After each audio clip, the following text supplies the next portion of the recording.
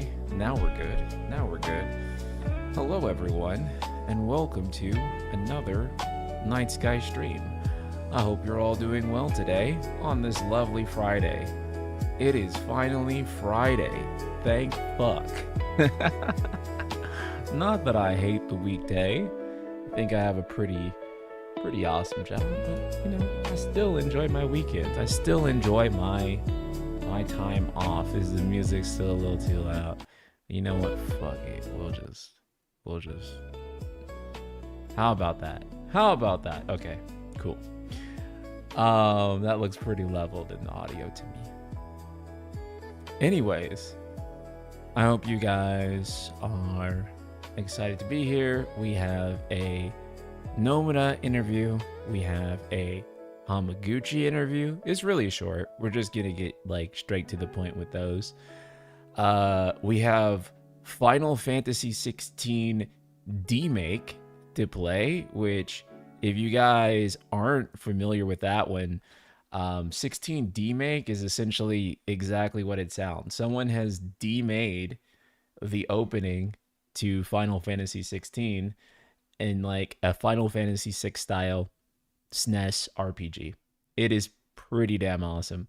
So we're gonna take a look at that, and then we are also going to try to do verse 2. So it's a pretty packed day, and then on top of which I have to be off of here by like, let's see, I have to be there at 4:45, so probably have to end at like, bear in mind I'm talking in Central Time.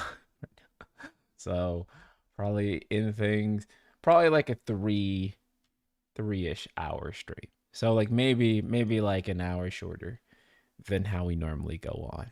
So not as much fluff today. Not as much fluff. We're pretty much gonna get straight to the meat, straight to the value that I can offer you guys on this Friday. And then there's a new Nomura interview. Yes, don't get too excited. It is for like Dissidia Duellum. But there is some interesting information in there about Final Fantasy that I think you will want to know, even if you don't give a fuck about Duellum, which I'm under the impression that most of you probably don't. I enjoy playing it. I haven't played it since the rank reset, but I think it's actually a pretty decent multiplayer Final Fantasy game.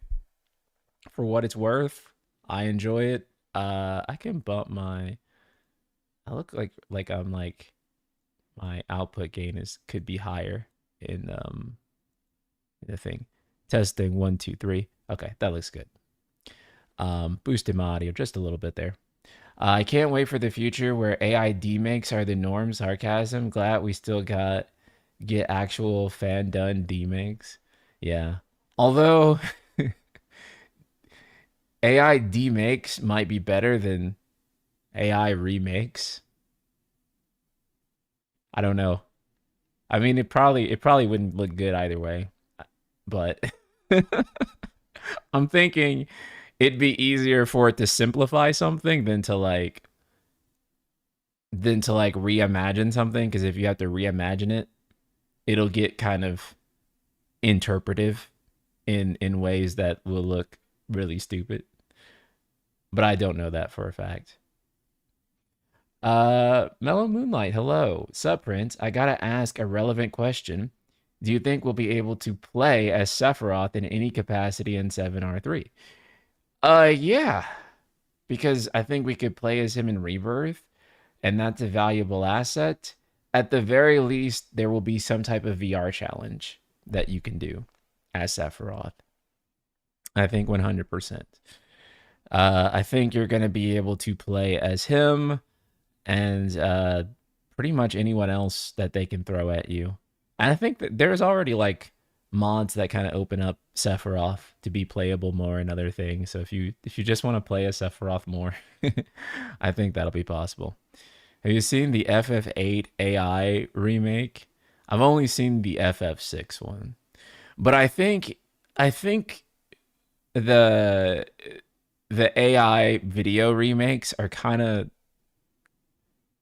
silly because the problem is, I mean, beyond the problem with, you know, AI generated imagery in general, I guess, is that it's not game ready assets, right? So it's not like it would actually be like a good concept of what an FF8 or FF6 or whatever remake would look like.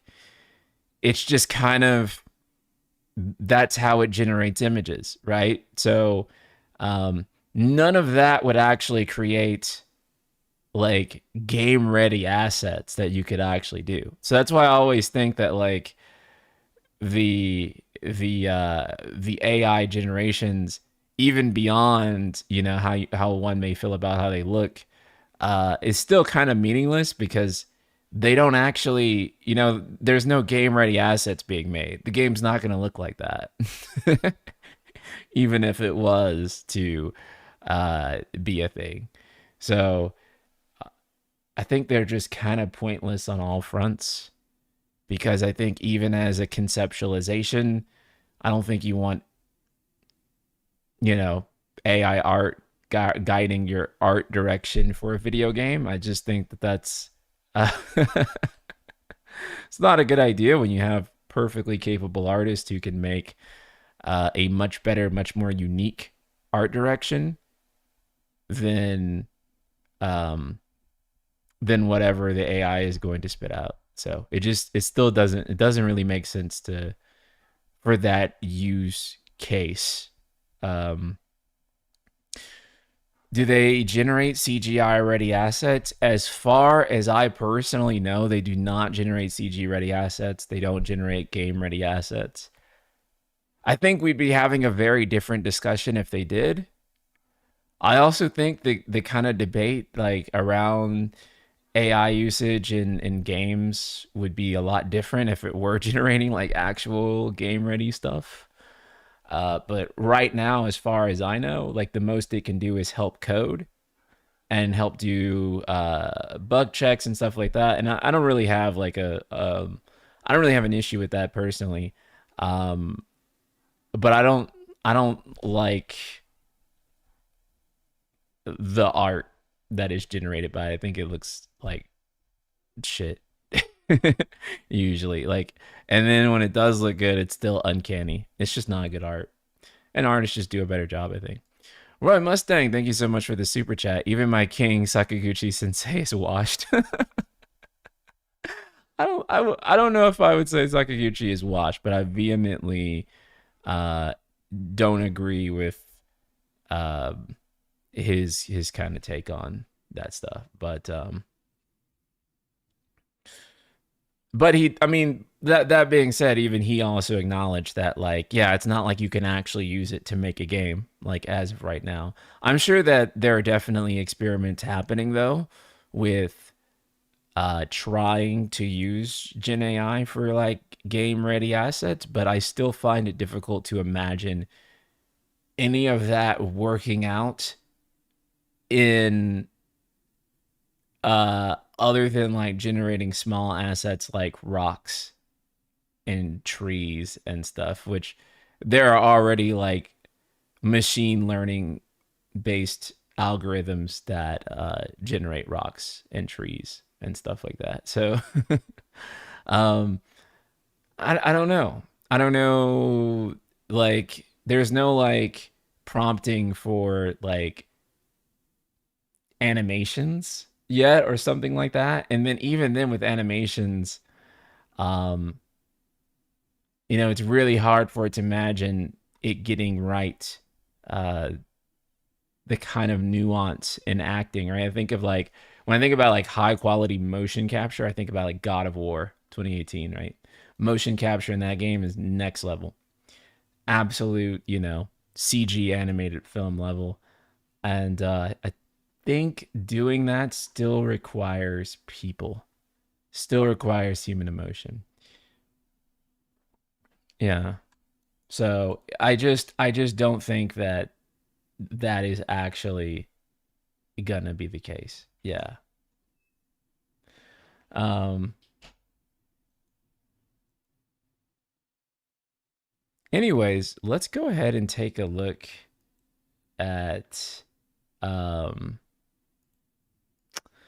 the stuff for today, because our timing's a little different. Let's see. Believe it or not, I have not played World of Final Fantasy yet, and I've been thinking about making that one of the games we play on here. I did not play it at launch though. And I'll be honest, part of the reason I didn't play at launch was because I was just like, this is not Final Fantasy 15. This is not 7 Remake. I want the main thing. So, which in hindsight was not a great perspective, but I was just so kind of like done at the time. And I was just like, I want the main course and not anything else. And again, you know, I think that was a bad mentality. But now I think I'm in a better place to play it. Yeah, and the chibi style also kind of. I know this is ironic considering Final Fantasy's histories with chibis, but it did kind of put me off at the time, and now I think I would better enjoy it. So, can we? Is that gonna make things better? No, it won't. However, oops. Let me see. Maybe if no. Wow, okay. I guess it's just the way this one's set up. Wow. Will you fucking here, actually zoom out? Boom. There we go. Now we can get this shit lined up better. Let's fucking go. Okay. So, restart.run has done an interview with Naoki Hamaguchi talking about the Switch 2 port, the Xbox port of Rebirth coming. And for the most part, there's some pretty standard questions. I want to go into the more interesting ones. This is just like, what did you optimize? Kind of standard questions. And my understanding is that most of these are kind of pre-approved by Square, probably, which is why they can't just make the whole damn thing about part 3. So, one of the questions I found interesting, though, that Restart Run asked, have you ever considered using Joy-Cons for a minigame, or even mouse mode for something like the shooting gallery? Hamaguchi says, from the outset, we chose not to incorporate minigames designed specifically around the Joy-Con or mouse controls. This is because we knew Rebirth would present major technical challenges in terms of processing load, so we prioritized ensuring the overall experience worked in a stable manner rather than adding further complexity within a different aspect. We are by no means dismissing the Joy-Con or mouse controls themselves, however. We see their potential and appeal as input interfaces, so we want to keep the pulse on the future of Switch 2 titles and consider them should any instances where they provide clear value as input interfaces arise. I found this intro. Wait, hold on. Andrew. Oh shit. Wow, we got some donations here. Okay, first of all, Andrew Brown, thank you for this super chat saying, I hope that for the next Square CS1 game they fix 7R's textures. I completely agree. Actually, let me come back to that. And Game Boy Cat 64, thank you for the 10 gift memberships. God damn, brother. Jesus Christ. You went up. I think you did 10 last time too. Thank you so much, dude. Holy shit. I appreciate it a ton. And coming back to Andrew's question or comment, that I hope that they fix 7R's textures. Yeah, this is something that personally speaking, I kind of have been talking about since the PS4 release, is that I feel like the textures have always been a big issue for this game. Now, to be fair, Unreal Engine games just have massive texture issues. They all kind of have weird problems with loading. And so, to single out the game to an extent is a little unfair.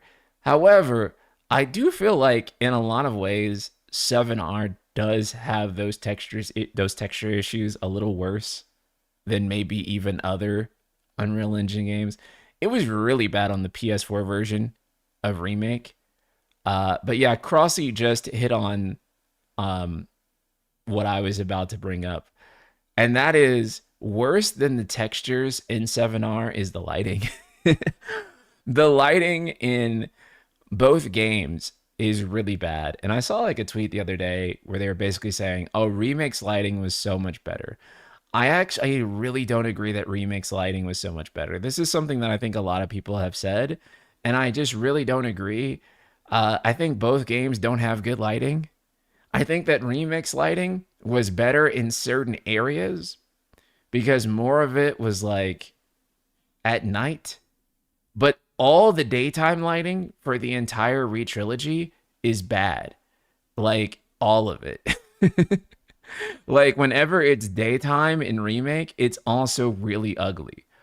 Um the lighting itself is just not not good. And so I do hope that if anything were to be fixed, it would be that they would go back and fix the lighting more than anything else. There are a few cutscene areas where 7R lighting is bad, but most environment lighting is butt ugly. Yeah, yeah. Environment lighting has not been the greatest. Remake has better color grading. I agree. I agree. There are definitely some places that I think just is not great. I think the ugliest place, you guys tell me if I'm wrong, but I think the ugliest place in Re-Trilogy so far is the Nibelheim region. Like that shit is ugly. It is horrendously ugly, that whole region. The actual Nibelheim, don't get me wrong, actual Nibelheim when you get into it looks good. But the region surrounding Nibelheim, what the fuck? Is it's pretty the best looking region I think is Junon. Junon looks really really good. That's where I think the game like looks its best. But you know what I've noticed? It's like specifically the daytime lighting that looks bad with Remake. So whenever it's like noontime or it's like you know what I'm or not noon, but like afternoon, sunsetting, or anything that's like depicting a time of day other than like early morning, midday, that is when it looks butt ass ugly. Nibelheim and Mount Nibel are definitely rough. Yeah, yeah.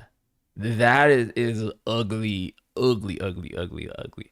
And again, a lot of it is not necessarily that the environment itself is ugly. Most of it is just that like whatever is going on with their lighting engine looks fucking ugly. It looks washed out. Yeah,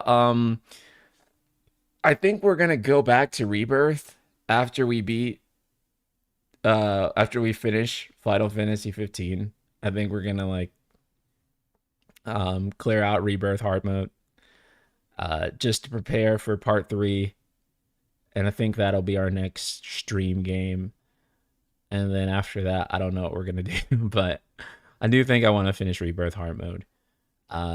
Maybe we'll do Kingdom Hearts 2 after Rebirth. But I think they also rushed a lot of the open environments. You can tell by how the mountains are just clumps of rocks jammed together. Yeah, you're probably right. You're probably right. There are definitely some weird geometry stuff happening there.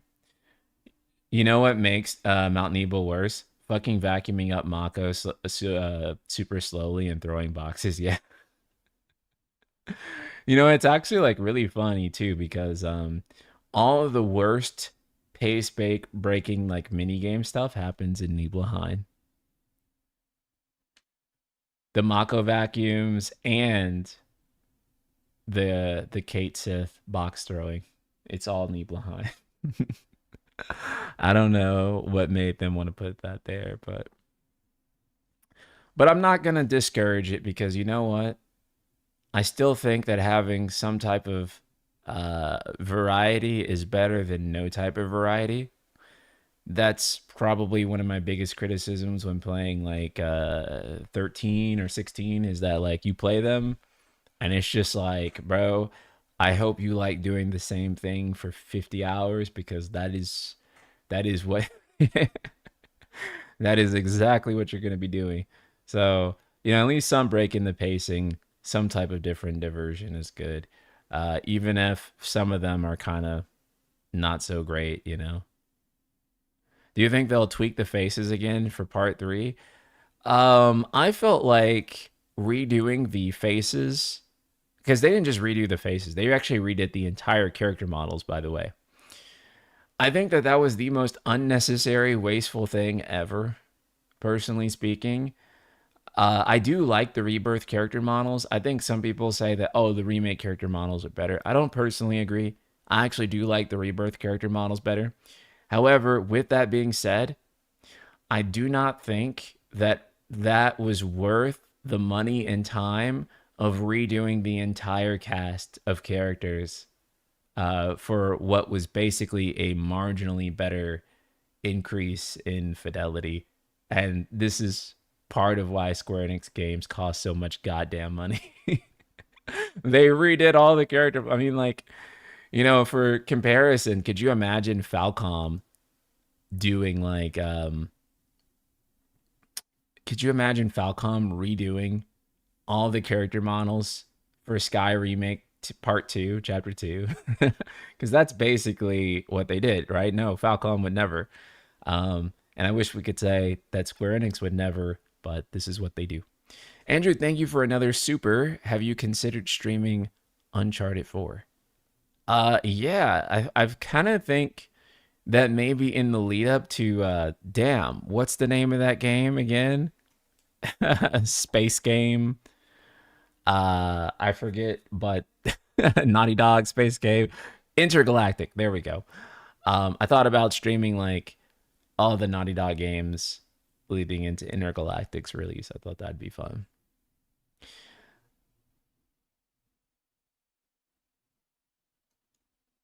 So here is it's the biggest lessons you learned from Rebirth. I don't think. Yeah, that's pretty much a question we've gotten answered before. This is the part, however, where things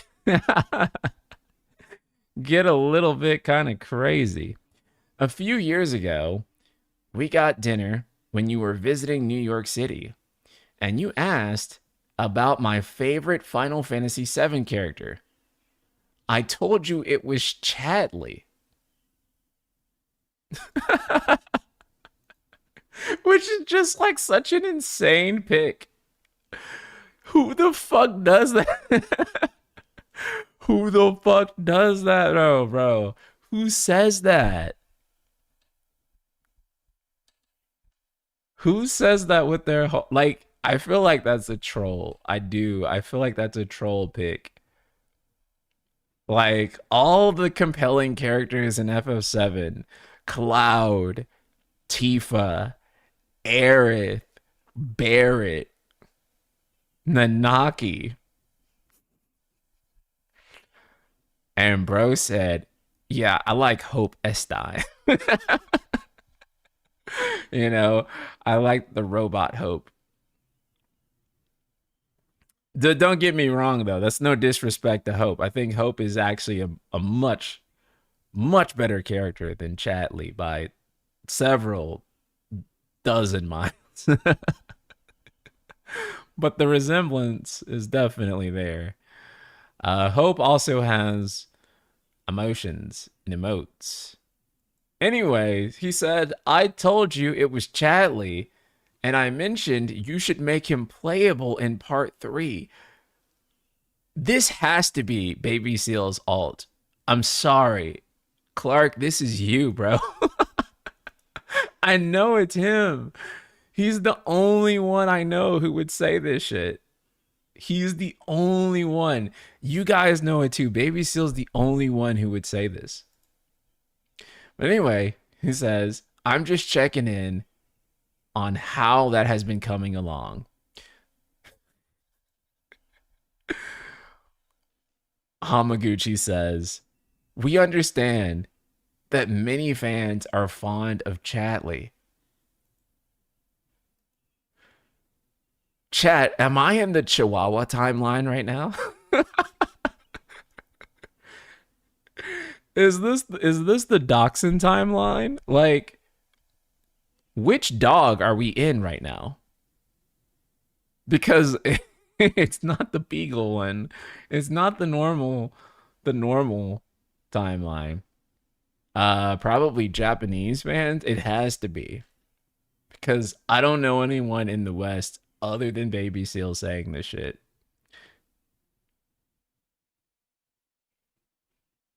Who the fuck is fond of Chadley, bro? I know. We're in the Akita timeline. This is like the fucking Doge timeline. we're in the we're in the Cheems Shiba Inu timeline right now. What the fuck? Roy Mustang, thank you for another super chat, brother. Inclusion of Chadley in 7R3 is wonderful news for the unemployed. Did you know that the top 10 highest grosses Japanese films are now all anime? That's crazy. Um, but yeah, animated films are, because relative to actual film, super cheap to produce, but super high margins, especially if you're aligned with like a really big IP, right? So, you know, it's the business now. An anime as an export is so big because, a Japanese film will do great domestically, but, you know, Chainsaw Man or something like that will do really great globally because it has fans all over the world inherently. So, yeah, it's just been really damn good business for them. Thanks so much, Roy Mustang, for the super. Um, Usually people say they got he got that dog in him, but in the Chatley verse, we got we in that dog. Wait. So he says we understand that many fans are fond of Chatley. However, whether he becomes a playable character is something we're unable to comment on at this time.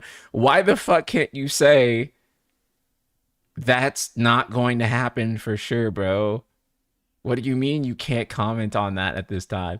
Also, kind of worrying with the rumor out there saying that there will be a brand new playable character added to 7R3, and it is a known character. And I mean, Chadley kind of is right there, and he can't comment on it. Why can't you comment on it? This has to be a troll, man. It has to be. That said, Chadley will continue to play an important role in even the final installment of the trilogy.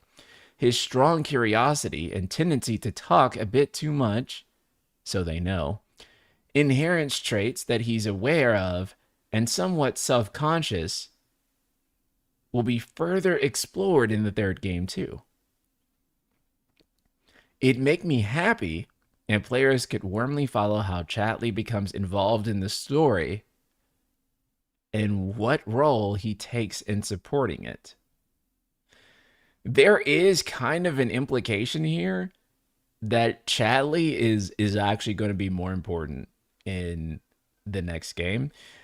And I think if you've actually been following Chadley's story, that's not really out of left field. He says some stuff sometimes that makes you think about his character arc and where it could be headed. And it definitely does seem deeper than what it looks on the surface. He also looks like Sephiroth. Yeah, he does. And if I recall correctly, he was made by Hojo, right, chat? And he also has white hair. And I would say, I mean, white hair used to be pretty significant in FF7's universe before Leslie just showed up and also had like white hair. I do think that Chadley in some way is connected to Sephiroth and to Cloud through transience, I believe. I think Chadley will be playable when Cloud is a vegetable talking about Xenogears or whatever he does in the wheelchair. And we'll have some side quest about Hojo. You guys know what would be funny? Like, truly funny as hell. Like, truly, truly funny as hell. Is F when Cloud is in the wheelchair, instead of talking about Xenogears, yes, here it comes. You already know. He talks about verses. I think that would be a banger. I do.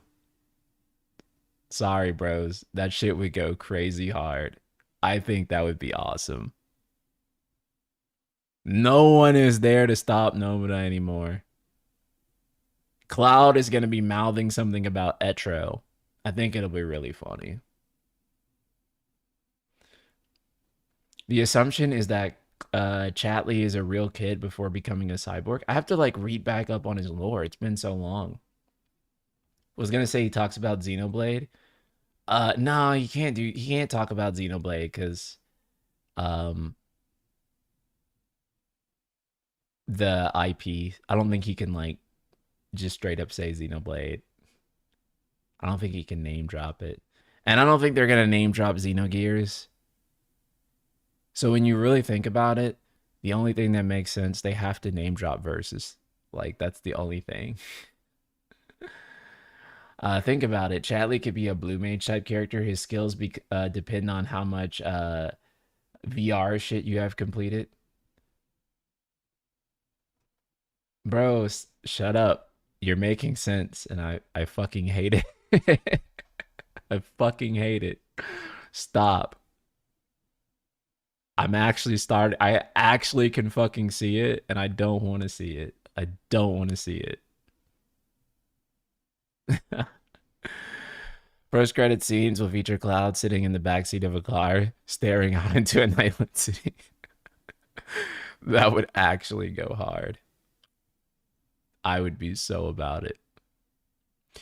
Speaking of verses, we could take a look at the whole interview, but honestly, it's pretty long.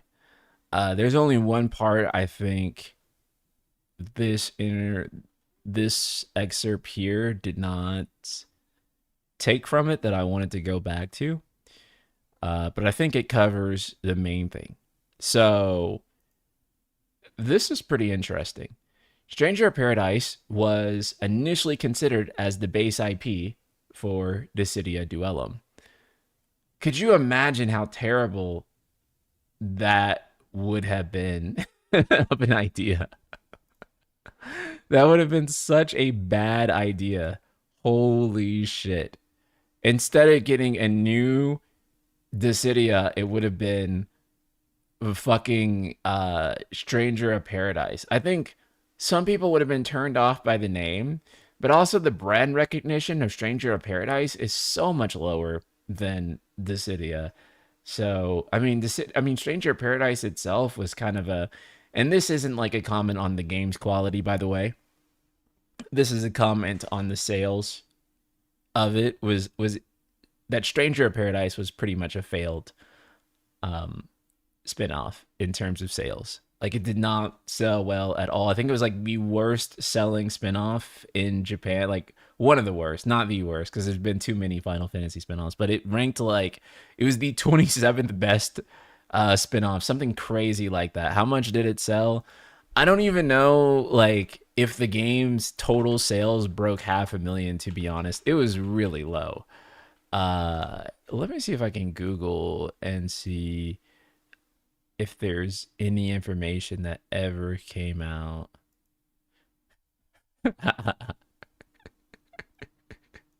This is fucking crazy, dog. In the first week in Japan, and bear in mind, this is for physical. and this is like just limited to physical, but it only sold 50,000 copies in the first week. Jesus.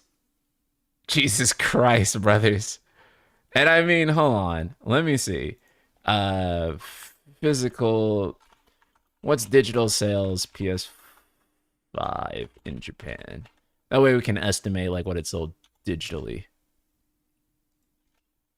I want to say it's like 80%. VG sales is always kind of not accurate though. Like it's usually way off. According to this, it says it sold like 900,000 units. Maybe that might actually be, that seems like a decent ballpark. But yeah. So I mean, assuming I guess that would mean like it sold like maybe 150 maybe total in the first week in Japan, which is still kind of. Stranger of Paradise was always Dissidia adjacent anyway. Same devs as NT. Same weird Lufanian lore and multiverse shit from Dissidia. You're right. Stranger of Paradise basically is kind of Dissidia, more or less. I mean, Dissidia has always been a Nomura thing. Stranger of Paradise was a Nomura thing. They're both his IP, right? Like he's been the one that's been working on this idea to connect Final Fantasy, like all the Final Fantasy games, into one continuity.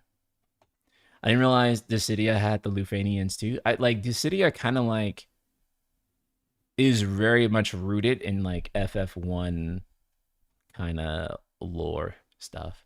And I guess the reason is pretty obvious. It's because FF1 is the most ambiguous FF, right? Like FF1 can technically be anything in a lot of ways. Because it's just so not explicit, right? Like you don't know any of the characters. Every like the character limits on a kind of like early mid Famicom game, you know, not particularly very big. And so you can kind of just write in anything you want and kind of project a lot onto whatever you want the story to be. And so this is also why they've kind of revisited FF1 multiple times, even for different projects, including Mobius Final Fantasy, if you ever played that. According to Nomura, Matsumoto first suggested using Stranger of Paradise Final Fantasy Origin as the base IP before the team eventually moved toward Dissidia instead. At first, he was asked if he could use the IP of Stranger of Paradise Final Fantasy Origin, but that world setting is fairly unique for a competitive game, and that would continue operation long term. The number of characters would be limited. So I told him Dissidia would probably fit better. Huh. That kind of sounds like they wanted to, like the original idea was almost to limit it to FF1.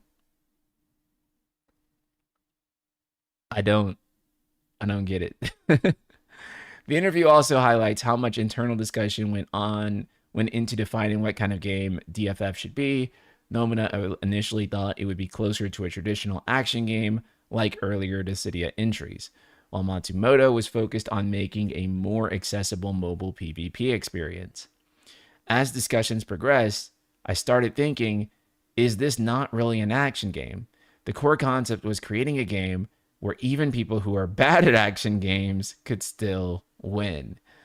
I don't know how I feel about that. Because I think that, like, if you're going to make a competitive game and you're not good at competitive games, you should lose. Is that cruel? I think that, like, you should have to be good. And if you're not good, you should be punished for it. Um, a major point of debate was the dodge system. Nomura pushed for more traditional action game movement, while Matsumoto was concerned with that universal dodge mechanics would raise the skill ceiling too much. In the end, the compromise became the optional short dash ability available to all characters. Early version of the project also didn't include PvP at all. Mizuno said the team experimented with PvE systems at first, only at first, since they were worried that traditional RPG fans might not be comfortable with direct player versus player combat. Okay, okay. This is the fucking problem. Here's the thing. Square Enix, keep making the decision to explore different genres, and then they're like, well, we're worried that our turn-based RPG audience won't be able to play this. They won't be good at like competitive multiplayer high action games. They won't be good at a super demanding action game. They won't get all of these super hard complicated mechanics. We need to cut them. And it's just like, it's so frustrating. They keep wanting to take Final Fantasy to other genres, which I don't think is always inherently bad, especially not for spin-offs. But then they do it, and then they're like, the audience is too fucking stupid. They won't get it. And I just really don't like that. That's kind of the problem with Final Fantasy 16, was that they were like, we have to make the game really easy because we're scared that our turn-based audience won't be able to play this game. If you think your turn-based audience won't be able to play the game, just make a fucking turn-based game, right? Like, just make a turn-based game. Like, what are you doing? Because if you're going to make the switch to action, you're not going to attract action game fans by making a compromised action game, right? Like, this is the philosophy that I feel like is just something that is so... And again, it's because it's not just like, you know, say like what happened with FF16. I think it's like, it's kind of a problem I have with all the Square Enix and a lot of their mentality around this stuff, is that they're constantly looking at difficulty, friction, things that make games really interesting. And they're like, the players won't get it. They're just not smart enough. And I don't think that's true. I mean, some of y'all are dumb, but most of you, I think, are smart enough. And if not smart enough, persistent enough to figure things out. We can read. Okay? I think. Most of us can read. And I think we can figure out game mechanics, right? Anytime you can't figure out anything in a game nowadays, you can just go read about it. You can just go watch a YouTube video about it, right? Like, games used to be like, you have to sit there and figure that shit the fuck out. Nomura literally explicitly said stupid people are a tribute to Nomura are actually other people's choices. Yeah. And that's another thing too, is that Nomura here is basically saying he wanted to make the game, you know, more like an action game, more like a, hey, you dodge this, you do this type of thing. And then other people around him were like, no, bro, don't do it. Don't make it so that people have to try. Don't make it so that people have to have skill. Like, what the fuck, dude? It's an online game. It's an online game. It's okay for people to have to like have skill. Like, you know, like, what the fuck? Like, anyways, they said we tested the game without PvP elements. There were opinions that if it became a game focused heavily on defeating other players, RPG fans might find it difficult to get into. Which, I mean, did happen, right? Like, RPG fans did play it, and then they are like, well, this isn't the thing I want. And so I don't know. It's just kind of like, again, I'm saying this as someone who likes the game, but from like a high level perspective, it's kind of crazy that they know the problem, that they're not making games for their audience, and then they're like, fuck, this is probably gonna alienate our audience, and then they just do it. I don't know. It's just kind of frustrating for me. Um, The interview also touches on how strongly Opera Omnia influenced the game structure and storytelling. Nomura said Opera Omnia's positive reception reinforced the importance of story to content as a core part of Dissidia. Okay, that's good. Sudamachi, who previously worked on Opera Omnia, is handling scenario writing for the release version. The game also combines voice cutscenes with a fine chat style story system to keep character interactions frequent. The scenario in Opera Omnia was very well received, so once we felt again that story content was important. Mizuno also noted that interactions between characters from different Final Fantasy titles remain a key focus, especially after feedback that earlier entries like Dissidia NT lacked enough scenario content. The part where characters who never normally meet interact with each other is something we absolutely had to do. Looking ahead, Nomura said that the roster goal of bringing together protagonists from all 16 numbered Final Fantasy titles is just the starting point, with the long-term character planning already in motion. Characters are already being prepared continuously on a multi-year basis. Well, that's cool. He also hinted at a major story development tied to the game's modern setting, suggesting that future narrative changes will even affect gameplay systems. A major development will happen in the story going forward. You could call it this Duellum's second form, and it will also affect gameplay. Actually, that sounds pretty tight. I'm looking forward to that. Finally, the developers noted that demand for challenge mode, casual content, and non-PvP has been stronger than expected. Expanding those areas is now a clear priority moving forward. Demand for challenge mode has been higher than, it's basically just repeating what they just said.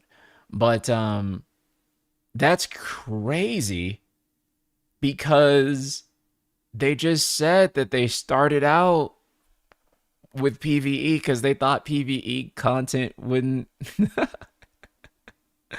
Okay. But also, like, the last Dissidia game, right? Like literally, Dissidia NT, one of the primary complaints is that, oh, there is no solo mode. There's no PvE. Now, I'm going to be real with you, and this is going to be a hot take. Well, I do think that, like, the story mode in, like, Duodecim and stuff was incredible. I do like playing multiplayer on a type of game like this more than I enjoy single player. It actually is more fun for me to go and fight real people than it is to fight bots online. I mean, to fight bots in the game. It just is. However, again, I'm not just talking about me here. They have to make a game for their audience, and it is very clear to me the Final Fantasy audience is not going to be interested in shit if there is no solo mode, right? So that has to be factored in. And I just don't know. The problem with all of their games so far is that they aren't leaning all the way in to a lot of the ideas that they have, right? They half lean into everything. Okay, we're going to make an action game. Oh, don't make it too hard because we don't want our turn-based audience to not be able to play it. And as if turn-based fans don't play any action games. A different story. But then they're like, we're going to make this a PvP game, even though we know that most of our fan base is not interested in PvP. And then they're like, oh, wow, we're surprised that the PvE demand is higher than we expected. Like, it's just really frustrating that they can't understand. And it seems like they do understand. They conflict themselves on these things. Yeah, but removing the option of proper single player content that's been a part of it since the beginning is pretty bad. It didn't help that the PvP and NT was also just really bad and it was dead on arrival. Yeah. So what I think that they have to do, Tag, I think that they have to, um, for Dissidia 4, let's just say, like the fourth mainline Dissidia game, they need to make a proper single player mode, and I think they should make like an esports tier multiplayer mode. I think that they can't like really choose between those two. And I think that they were acting like previously that like it would be impossible to make a game that has both. But I'm like, fighting games and arena fighters come out all the fucking time and have story modes and multiplayer online modes. And I'm just like, how is that not possible? How is it not? Like, literally everyone else can do it. Literally everyone else can do it. And so I just don't understand why they think that it's impossible to have both. Right? Yeah, it should have Duodecim had PvE and PvP. So I get that they've wanted to make Dissidia into an esport for a really long time. And I actually think that that's a cool ambition. I know a lot of you are like, oh no, they shouldn't make it into an esport. I disagree because I think if you're going to make a PvP game like this, then I think the ability to play that in a serious way at a high level is actually a really great goal. I don't think that it's necessary for you to compromise the single player mode though, for the sake of like, and for the pursuit of that, because we've seen again, every other fighting game, every other arena fighter do both, be a competitive online game and offer a PvE single player solo mode, right? So it's not that you have to choose one or the other. You design a good system and it can work in both settings. And yeah, I just don't understand what the issue is. Single player is the best way to get people introduced into everything safely and get used to the systems and combat. Throwing new players to the Sharks after they are late to the party turns so many people off. Yeah. Single player is important because that's where you learn the game, right? Like that's where you learn the controls, how each character handles, and it prepares you for going out there into the wolves' den. And you're able to at least competently know all the controls and know what you're supposed to be doing. And so that you can start building that skill level and that intuition. But, without it, a lot of players are going to struggle, and if you aren't there from day one, then you kind of get your ass ate when you go and just like hop in regularly. Now, this article was a great slimming down of this interview because it is quite long. However, it did not cover the thing that I think is most important, which is Riku. No, it is this right here. Okay, let's just read it from the top because it's kind of black pilled me a little bit. I'm not gonna lie, but let's just read this. We aim to create a game that even those who aren't good at competitive games can enjoy. Many RPG fans aren't good at competitive play, right? Again, and I know this is the interviewer's assumption, but then they agree because Mizuno here says that's right. Um, and so the first assumption is that like because you play RPGs, you don't play shit else. Okay, that might actually be fair. That might actually be fair. A lot of y'all don't play shit else. I'm sorry, Chad. But like it's not true of everyone, right? Like some people do actually play other games. Like I know a lot of people in like the FGC who love Final Fantasy games, right? Like a lot of people in FGC love Final Fantasy, right? That's why Clive coming to Tekken and potentially Tifa coming to Street Fighter. That's why that's such hype news, right? Because there is a big crossover between uh, fighting game community and the JRPG community, right? There's a big crossover there. I don't know if that crossover exists in the same way in Japan. It might be different. It's probably the same though, because a lot of people here that play fighting games. I mean, fighting games are kind of a weeb thing, right? So usually you also fuck with JRPGs because you like anime, you little otaku fuck. You love Makima, don't you? But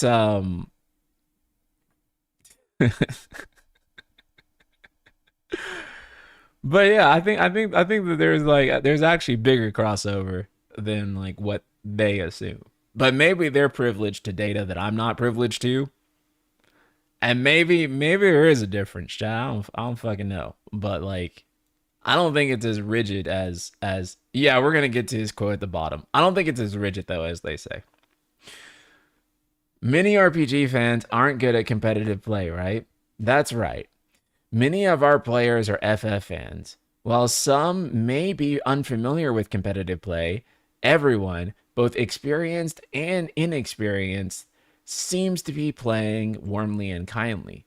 Some may worry about getting yelled at if they try to talk to someone, but we've made efforts to reduce any hesitation by providing cute stamps and other features in chat, so we hope you'll enjoy interacting with others in games. They made it so people like me can't be toxic in the chat. But this is funny because, um, again, what's so wild to me is that they're like, yeah, our audience doesn't know how to play this game. Then they make the game, and then they're like, wow, our audience didn't play the game. It didn't meet expectations.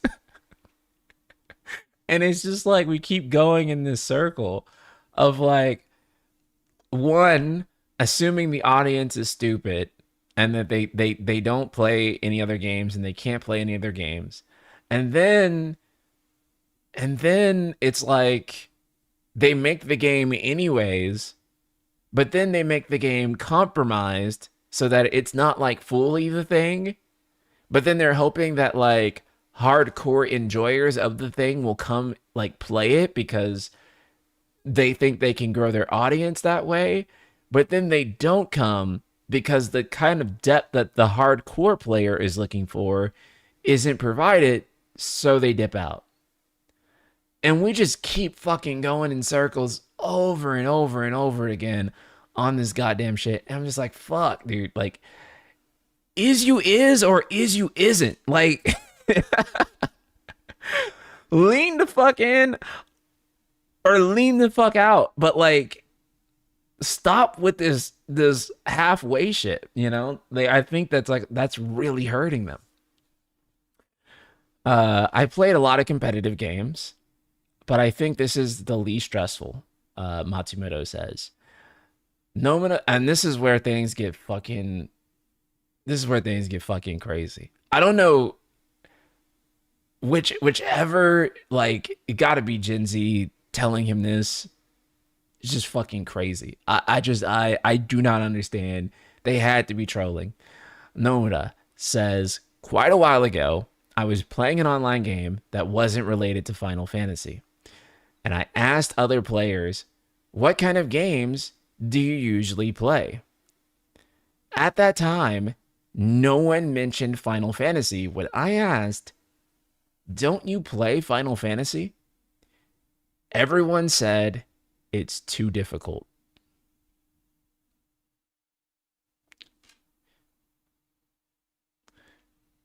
As a Final Fantasy, I'm assuming maybe this was like millennials, maybe this was someone else. I don't know. I assume it's Gen Z because if they were a millennial, they definitely played Final Fantasy. As a fan, that's a strange feeling, isn't it? Nomina, there are a lot of things to remember, and the systems differ from game to game, right?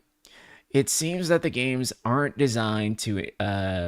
It seems that the games aren't designed to be intuitively played on the first try, and the need to learn the rules is a difficult aspect. From that perspective, DDFF has easy to understand rules, and I think those familiar with the usual difficult FF games will be able to play it relatively quickly. The rest is probably a matter of mindset. Bro, the hardest game in the series is either 10 or 13, and they still aren't that hard.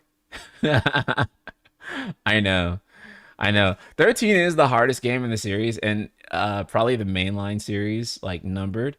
And it is funny because 13 even still like way over assumes how complicated the game is to play. And that's why the tutorial of the game is like 20 hours because I feel like you could have made the tutorial for that game like 2 to 5 hours long, explaining everything.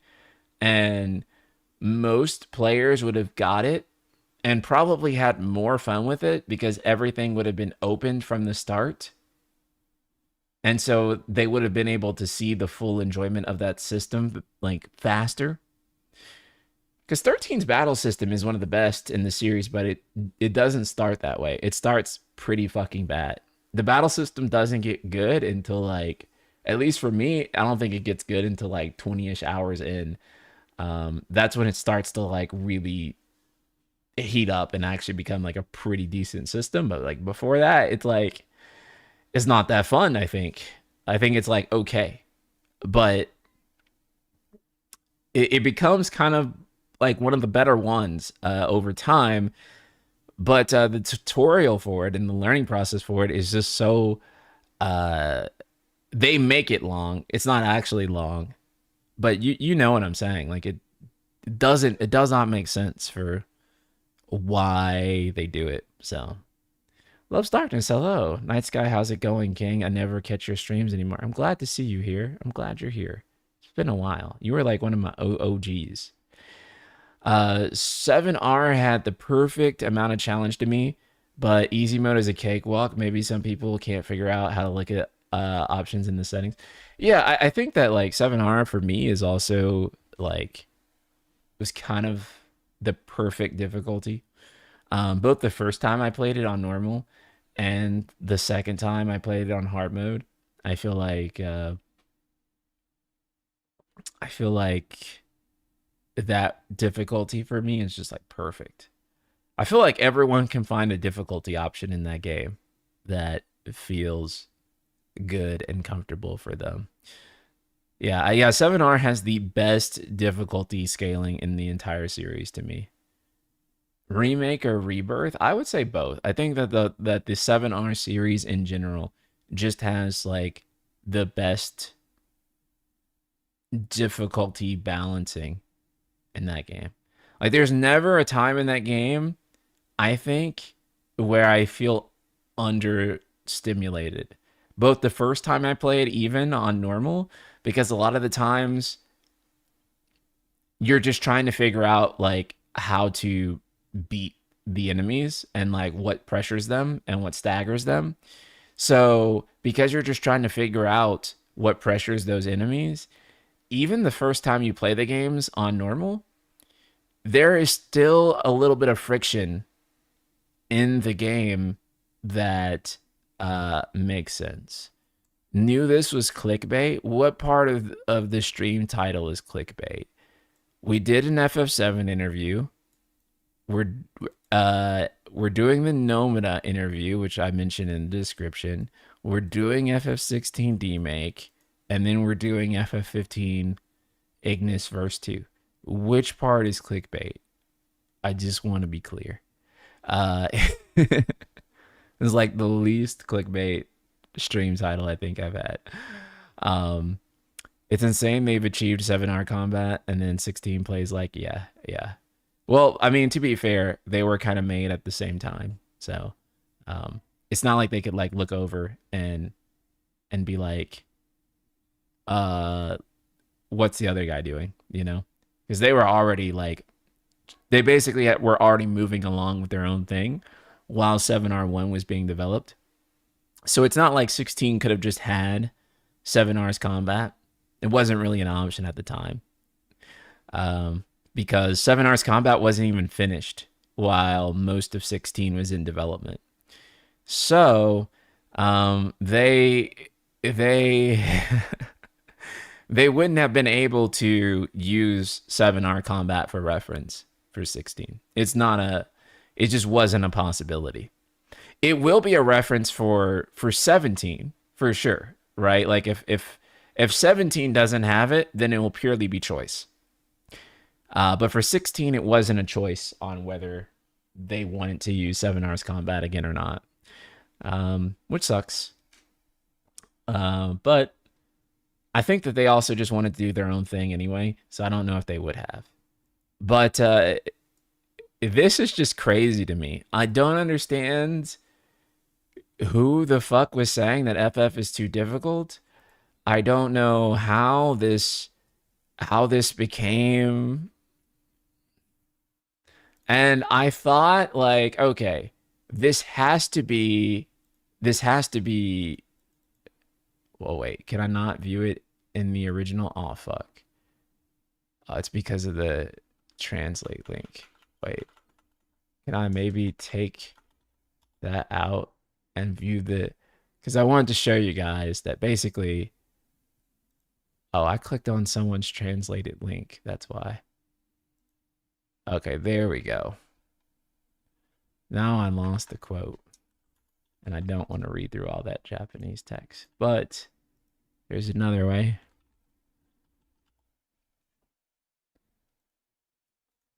There we go.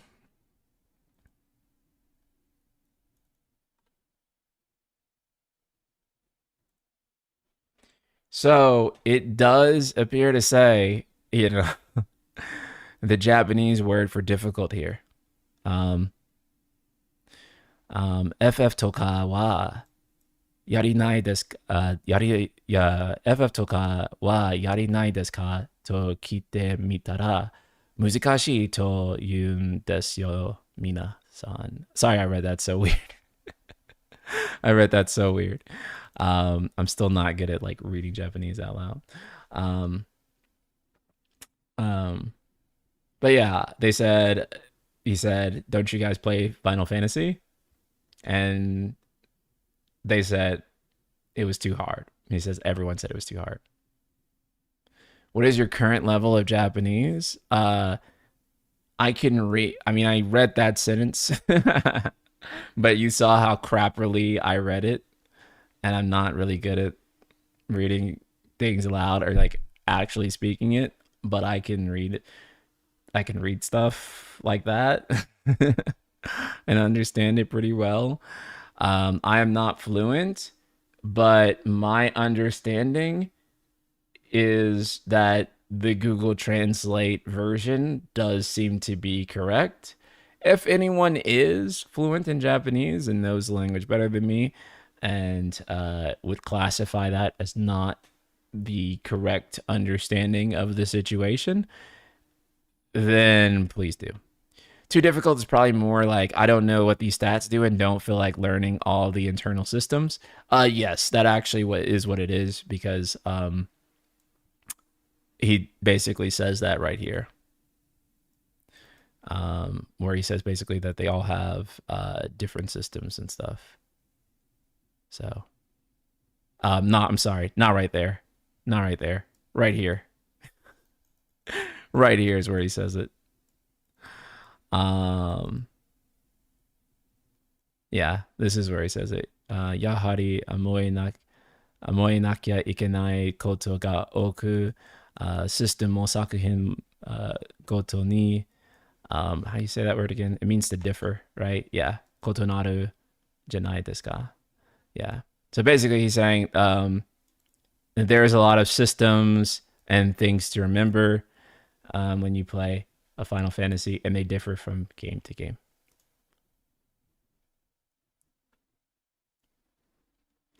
So you haven't taken the Japanese language test to see what level you are. I have not taken the JLPT. I will not be taking the JLPT for a very, very, very long time.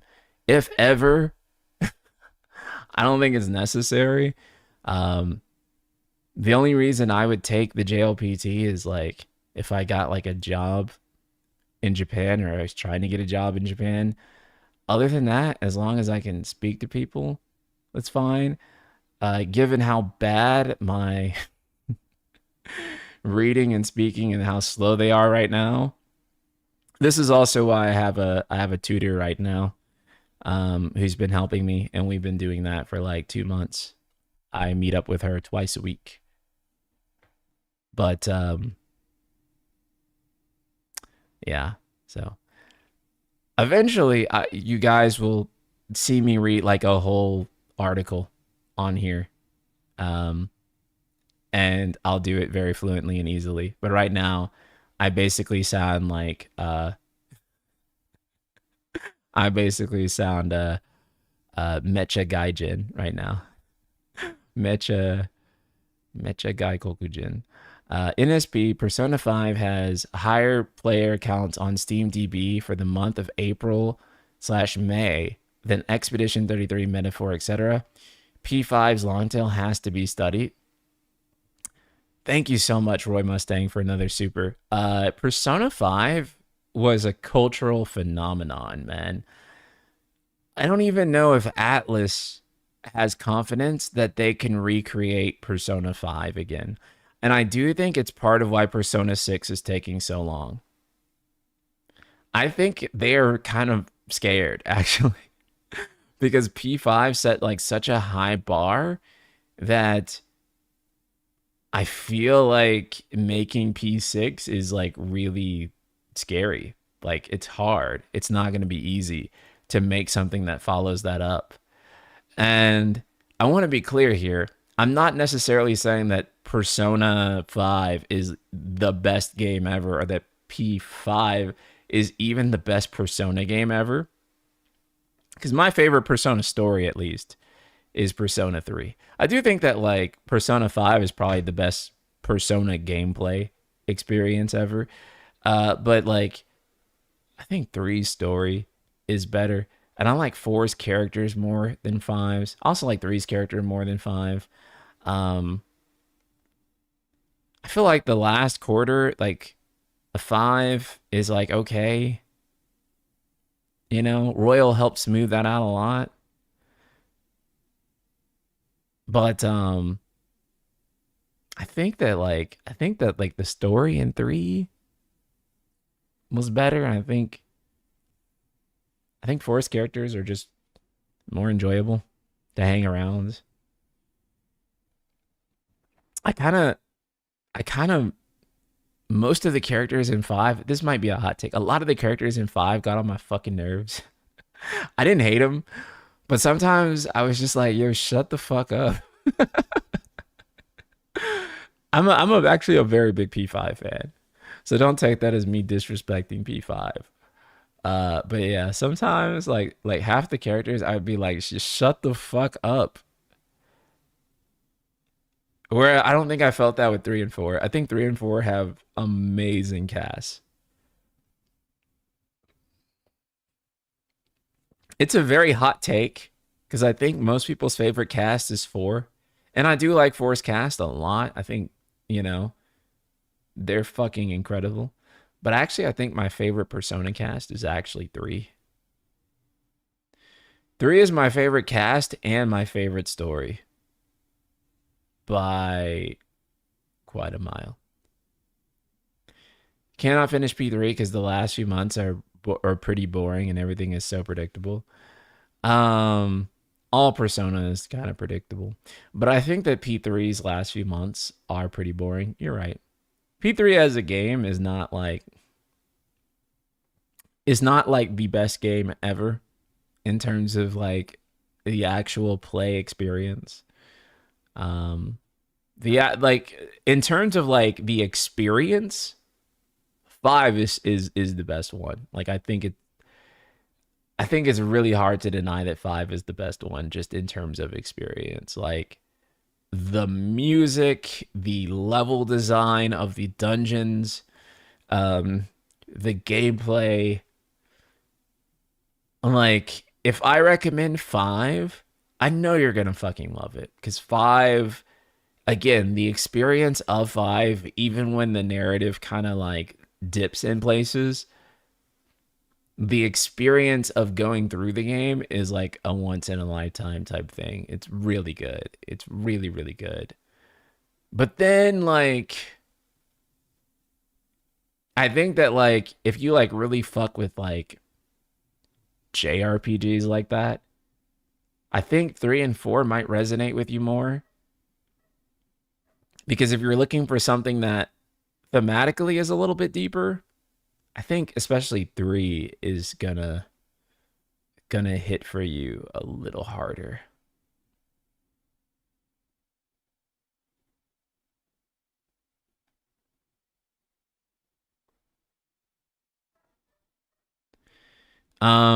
Is Persona 4 a murder mystery? People say yes and no. I'm confused.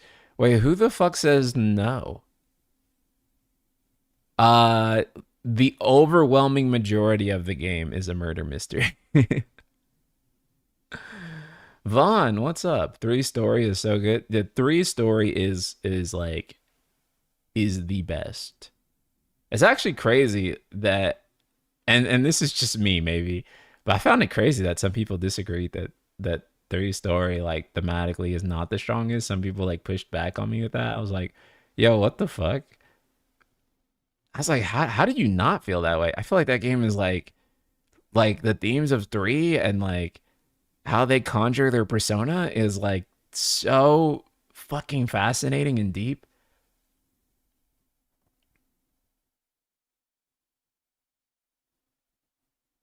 Four is called the happiest murder mystery you'll play. Dude, 4 is such a vibe though. And I promise I mean this in like a flattering way toward 4, but 4 is like it's like the Final Fantasy 8 of Persona, where the vibe and the swag of it carries so hard. Where even like in times where it kind of like is questionable, you still kind of like it because the vibe just goes so fucking hard in that game. And the characters and the world and the feel of it is just so good. They're just like, man, I don't give a fuck. Yeah, 4 is a vibe. That shit is Scooby Doo. Yeah, it is Scooby Doo. It's really good. It's really fucking good, man. Yeah. So yeah, and I think that 4 obviously will have its detractors, but I think 4 is an incredible game. Persona 4 was actually the first game on here that I ever streamed, and it took several months for us to beat it. And I don't know if I'll ever do like another full Persona playthrough on stream because that was like the most crazy shit I've ever done. But I really fucking enjoyed it. I really did. And I still think back to that stream time. And this is like one of my most cherished memories is when we played Persona 4. So just to be clear, I fucking love Persona 4. I really do. Okay, let's play Final Fantasy XVI Demake. This is a real thing, by the way. I'm gonna bring it up on screen.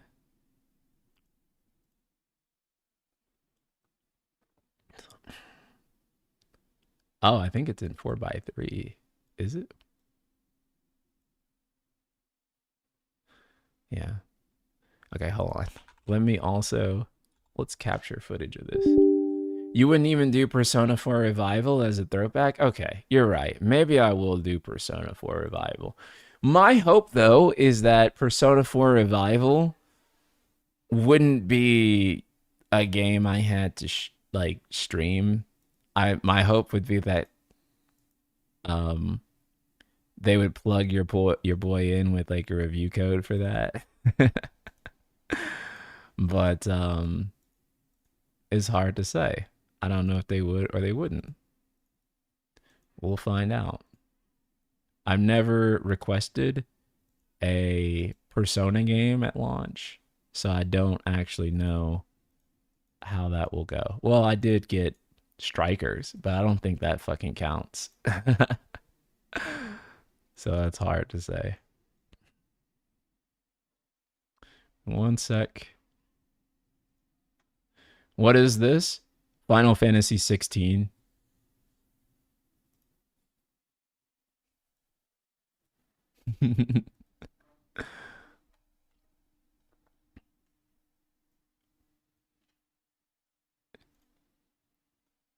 So this was made by a fan.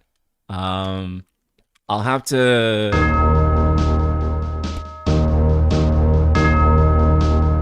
Actually, it'll kind of like freeze the game as I tab out, but let me actually put the link to Final Fantasy 16 Demake in the thing.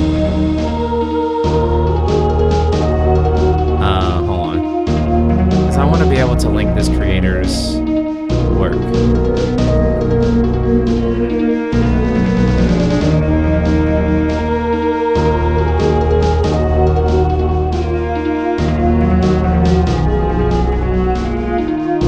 Is this a game and not a video? No, this is a game. This is like a thing we're actually going to be playing on here. Hold on one second. Let me switch out real quick. Show you guys what this is. Does it have his name on here? Because I wanted to shout him out.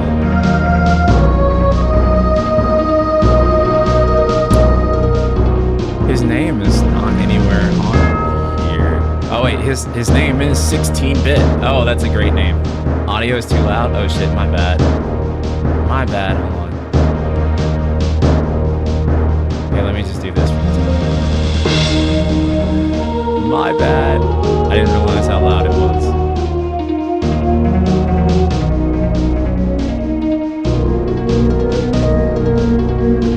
Okay.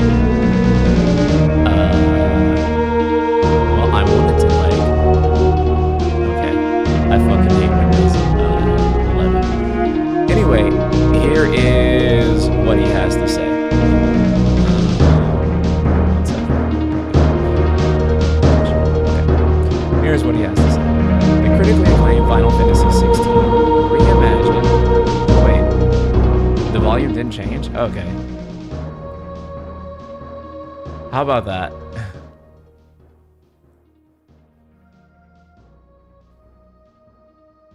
Okay, that's weird. It didn't change the volume. Okay. Okay, there we go. That's better? Okay, I'm so sorry. My bad. So basically what this is, the critically acclaimed Final Fantasy XVI reimagined into a SNES-style RPG. This fan game of the free demo of Final Fantasy XVI features the new chiptune arrangement of 10 tracks from FF16's first chapter by 16-bit, as well as a mix of modified SNES FF sound effects and sprites and original pixel art and tile sets by artists from the itch community. Full credits for assets and plugins not created by myself are found in-game. This solo project was my first time developing a game. I hope my fellow FF fans enjoy the fruit of my labor as much as I enjoyed laboring over it. Under no circumstances shall this software be bought or sold. No copyright infringement is intended. Yeah. Cool. And I have included the link to this in the description, so if you guys want to play it, you definitely can. Oops. Okay, wait. It's the wrong one? Okay. So let's go back to the game. It should animate once I tab into it. There we go. And then let me do one other thing really fast.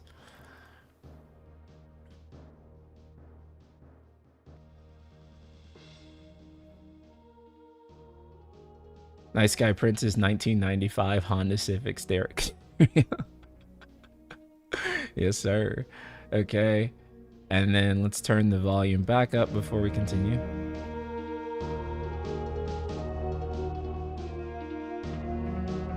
Okay. There we go. That should be a comfortable place, I think. And then I don't know if this has controller support. I think it's fine if it doesn't.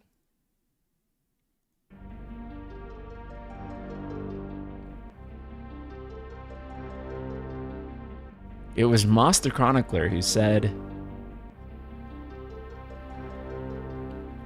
that the land of Valisthea is blessed in the light of the mother crystals, and that this light which finally led our forebears out of the darkness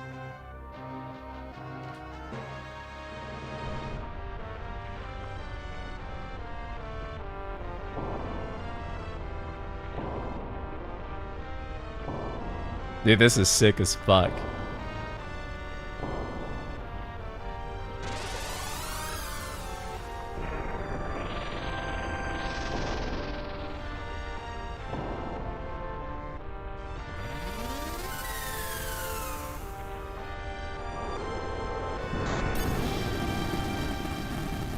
Yeah, whoever did the pixel art, they did a great job. Clive. Get up, Clive. Ugh.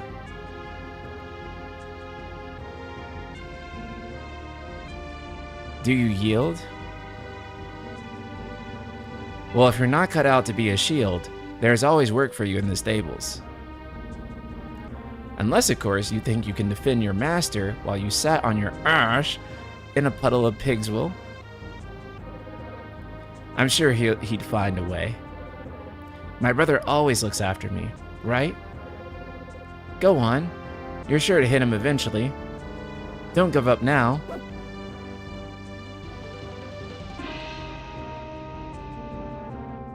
To arms, then. It wouldn't do to disappoint the gallery. Sir Rodney appeared. Let's start again from the beginning. Come, show me your form.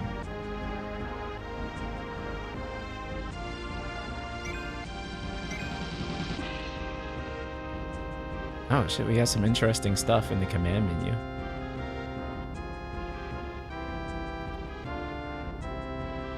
Oh, you have to select him. I'm sorry, you have to do that with the mouse. I was like kind of confused. Let's try fire. Good, again. Icon? Phoenix Shift? Okay.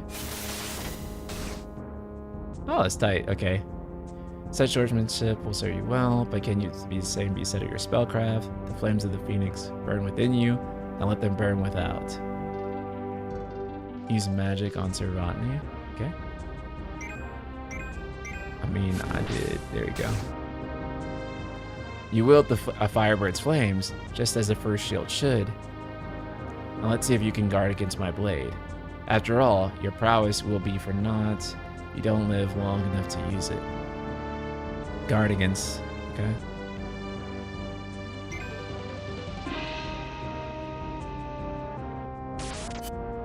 Nice.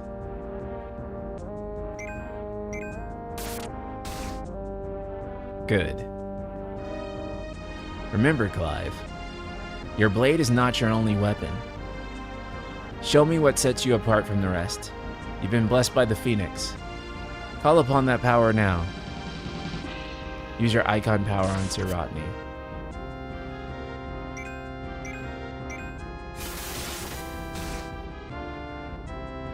Impressive, still. Call upon the Phoenix fervorously. Icons still have multi-turn cooldowns. In the meantime, see to your wounds. Use items to restore your HP and MP. Use potion to restore your HP. Okay.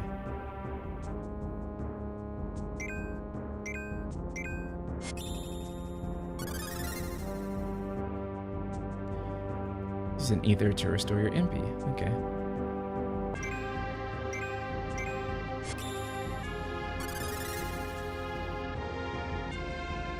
Rodney doesn't have good fire resistance from what I remember. Yeah, he had elemental weaknesses on. What a fool. He didn't know you could turn those on. Enough practice. It's time for the test. Spar with me, Lord Rodsfield. Shield of the Flame. Ah, shit, the music.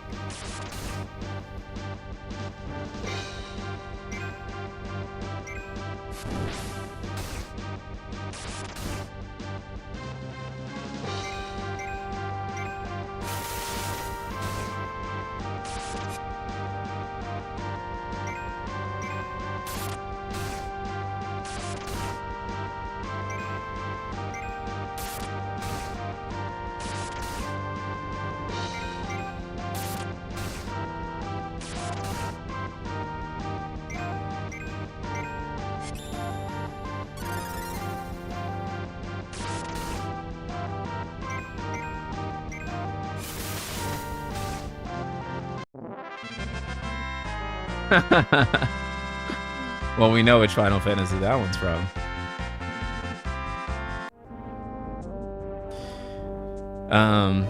You're a damnably quick learner, Lord Rosfield. He won. See? I told you he could do it. Vested at last. It took me long enough. That was a display worthy of your father. You are a true shield of the flame, and let no one tell you otherwise, including me. What are you gawping at? Back to your drills.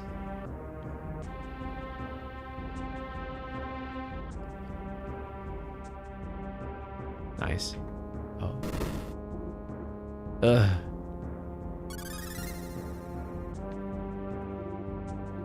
Joshua. Who made this?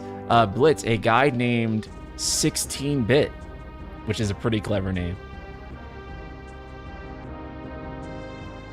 It's presented like ATB and partially works like it, but it's proper turn-based. Time stops whenever it's your turn, regardless of... Yeah, it seems like there is no active mode. It seems like it's only wait, right?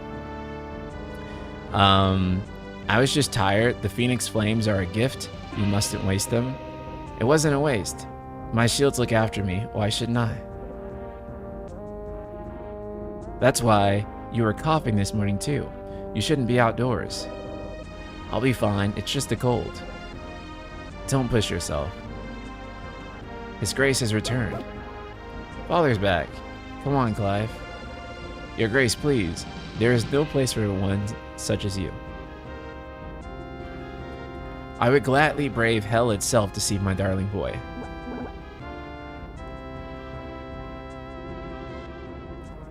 Annabella. Gentlemen, Rosaria thanks you for your indefatigable too big a word for me. Indefatigable loyalty. Thank you, Your Grace. We live to serve. Joshua. You should not be outdoors. We have discussed this. I'm sorry.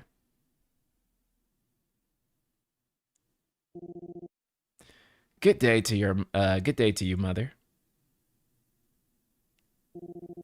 Come, Joshua. Your father will be expecting us.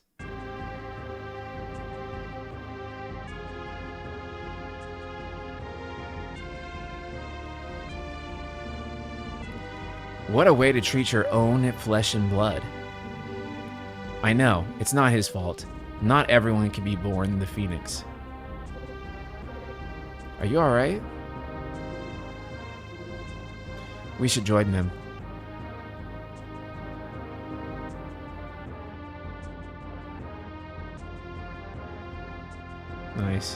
Could I also use... Okay, so I have to use that. Can I purely control this with keyboard? Yeah, I can, I think. Between you and me, the captain kind of scares me. Soldier! Yes, sir. They all say the same. The Archduke has returned.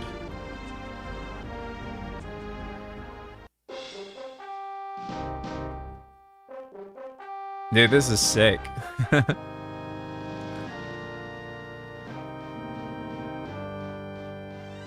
My friend, such a warm welcome.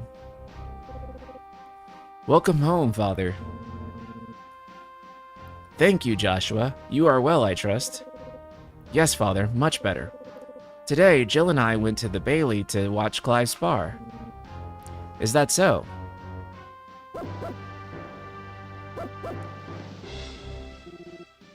Quiet, Torgal. Stop it, boy, not now. He'll make a fine hound one day. Father. Good day, Your Grace. The capital rejoices at your safe return, Your Grace. War is coming, my boy. We must make ready. Is the situation truly so grave? Come to the throne room. We'll talk there. Yes, Yes, Your Grace. Nah, my son. Shields dismissed. NSP, please bark when Torgal barks. You're breaking my immersion. And just where do you think you're going, Torgal? Clive here is going to see the Archduke. Right. Is trouble brewing? I'm not sure. I need to speak with Father. Can we speak to him? Woof. Okay. Anything else?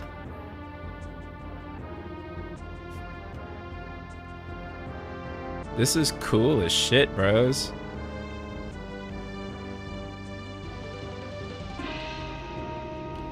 My Lord Marcus, have you come to see the chocobos?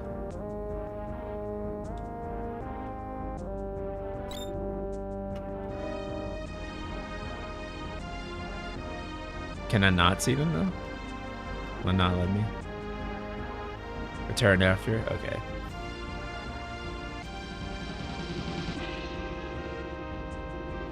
You have to go around the side if you need to enter the keep. Okay. Around this side though. You can't go through that side, so I guess around the other side. Maybe.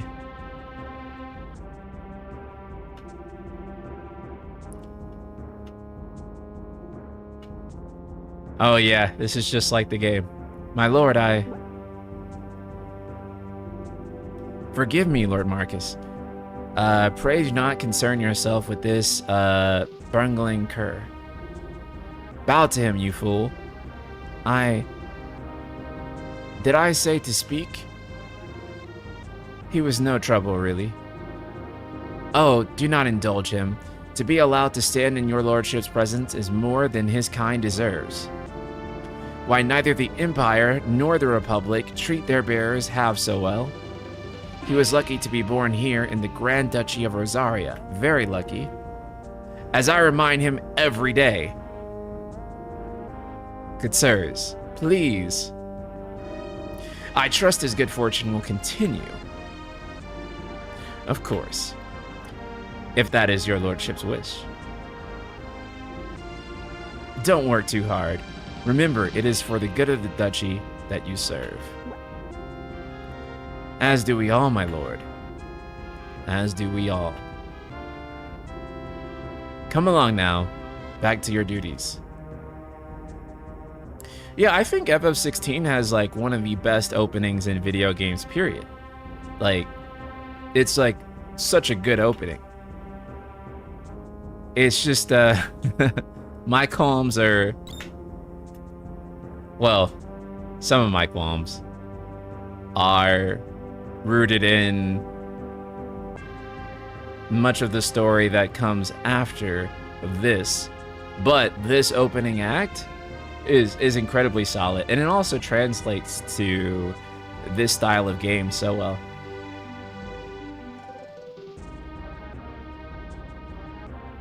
Clive, are you worried about the war? The soldiers will expect the Phoenix to help them, but I don't know if I can. Don't worry, Joshua. Father will guide you, and I will protect you, always. I know. Thank you, Clive.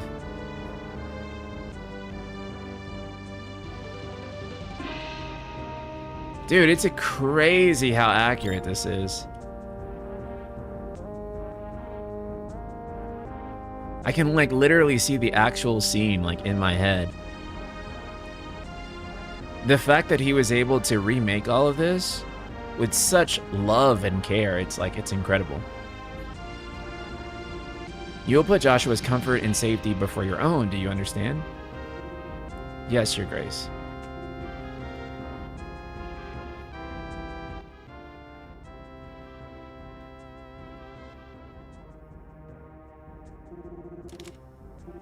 You command in my presence, Your Grace. How may I serve you?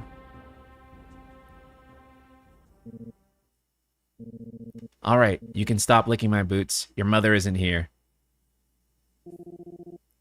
Do the territories fare any better? Most lie under a pall of black. In just these few moons, the blight has taken nigh on all the northern reaches. It is only a matter of time before it crosses the border. By the flames. Nearly every available bed in the capital is already occupied by those fleeing the Deadlands. Even if we were to send them south to the, forget that one, Port Isolde? More would only follow in their wake. Every day we delay brings us closer to disaster. We must move now. Against the Iron Kingdom. We have traded blows with them for too long. It is time we ended. At the very least, we must secure Drake's breath. Without the blessing of that Mother Crystal, we cannot defend our realm from the spread of the Blight. The Ironblood will not relinquish it easy. This will be a bitter fight. We ride for Phoenix Gate tomorrow. There we will listen to the words of our ancestors as tradition dictates. Am I to go with you as Joshua's shield? There is something else I would have you do first. Rodney? You will have heard the reports, I am sure, but the beastmen from the north being sighted within our borders. Goblins in Stillwind Marshes? I know of the rumors, yes. Then you know what must be done. I will give you 2 good men. While we ride north tomorrow, you will journey to Stillwind and search it, and clear it. Then you will join us at Phoenix Gate. Yeah, this is like their first project, to my understanding, which is really cool. Googled it, they used RPG Maker, and has improved a lot. Added FF6 style battles some time ago. Oh, cool. I didn't know RPG Maker added, like, ATB to it. Interesting. It is time to prove your strength and shut your mother up for good, eh? I will do my duty, Your Grace. That'll be all. Rest well. We ride out at dawn.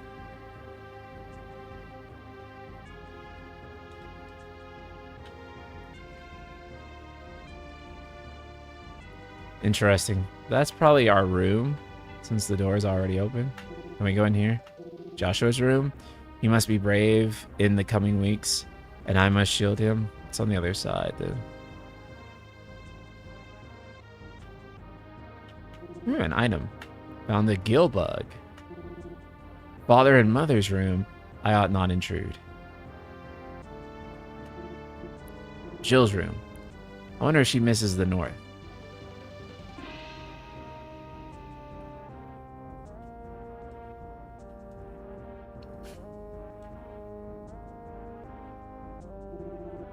Will you retire for the night? Yes. Later that evening.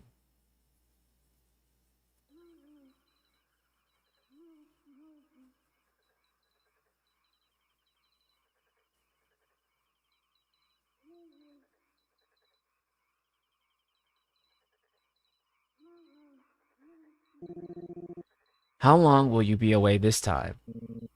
Not long. 4 days, maybe 5. And you'll be taking Joshua? Well, I can't exactly leave him behind, can I? The blood of the Rosfields runs in his veins. Before going to war, we perform the rite at Phoenix Gate. It's our way. You know that. And only the dominant can enter the, how do you say that again, chat? Apodietary? Whatever. So yes, I'm taking Joshua. Oh, to hell with your way. The boy is ill. You think I don't know that? The boy is also the Phoenix, the heir to the throne. You can't keep him in swaddling clothes all of his life. Elwyn, don't worry. Clive will watch over him. Though he is a youth but 15 years, he is already a fine soldier. He will make a splendid shield. You see more in him than the Phoenix did. He was rejected, Elwyn. Our household has no places for such a failure. He is worthless, a man like any other. As am I, my dear. Nonsense.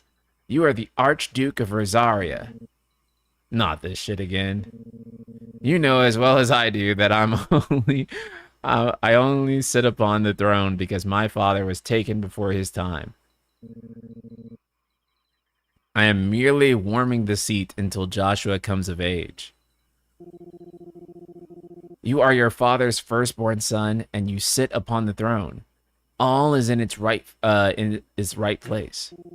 Unlike some, you have not disgraced our noble blood. Without men like Clive to keep us safe, your precious noble blood would have long since graced the gutter. We have an early start. I'm going to sleep.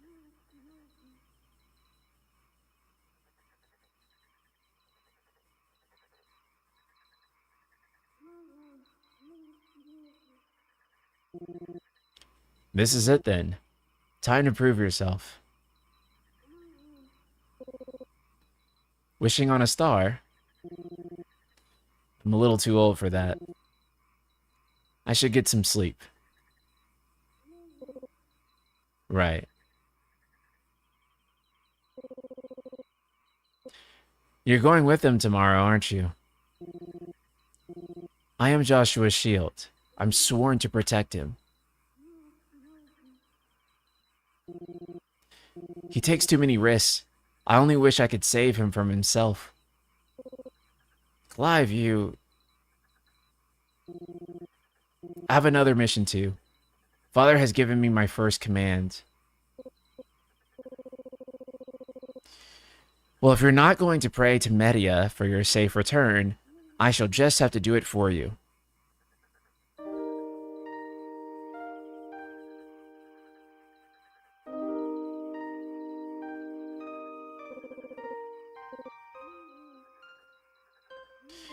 There's going to be another war, isn't there?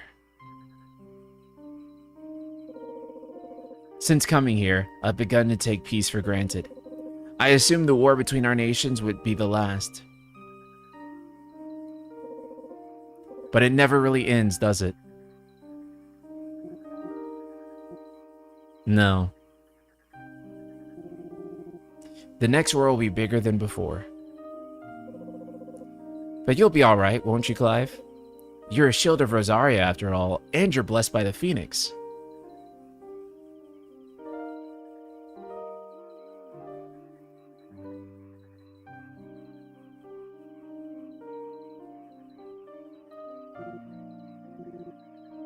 It's getting cold. We should go in, my lady. Good night, Clive. So I've seen, like, explanations of media and, like, what it's supposed to represent. But this is, like, one of those things where, even though on a literacy level I get it, it just isn't personally, like, satisfying to me, like, where it actually went. The way they kind of portrayed it, and then what they wanted it to mean. I just... You know, it didn't really land for me. Yeah, it just doesn't really land. I get what they wanted to do. I've read the essays that people have wrote on it, but like, I'm still just kind of like, eh. Right, I'd better go meet with Sir Rodney. This intro hinted on things I never... Yeah, I mean, and that is probably part of like why, like, in like the actual FF16 I was a little disappointed with the narrative in a lot of areas, is because I feel like the opening builds up so much stuff that doesn't really get cashed in on in a satisfying way later on in the story. And I was really into some of those mysteries too, or at least the way they appeared.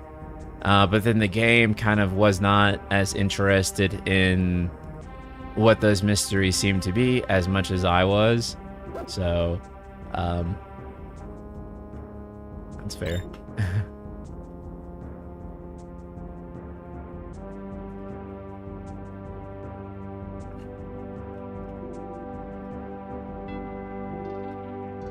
Yay, now I can get this item.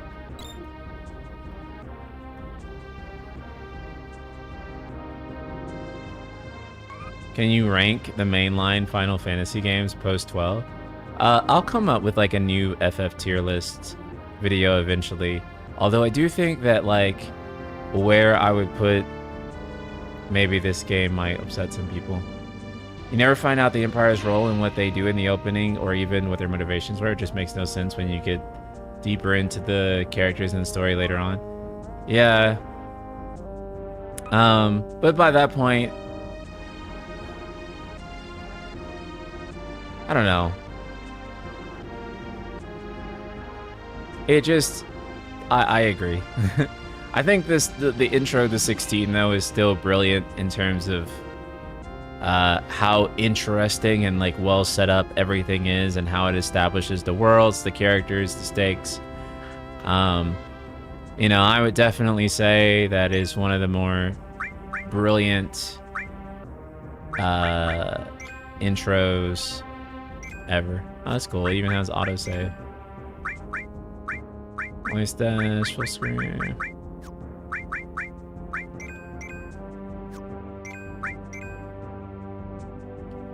Point shot and range shot. Decreases an enemy's attack and defense. Inflicts on all enemies. Bring the chosen ally. Raise all allies' attacks.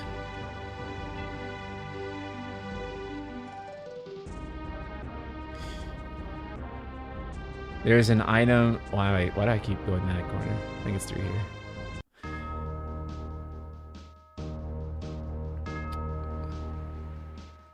Based.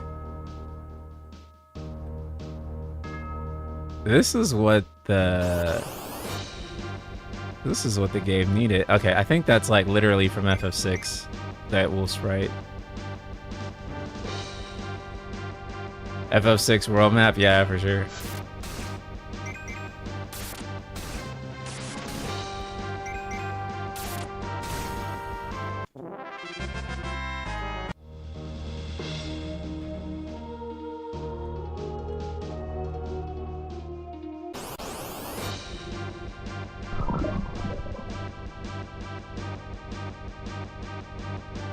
Oh shit, Tyler's poison. Please. This is pretty tight.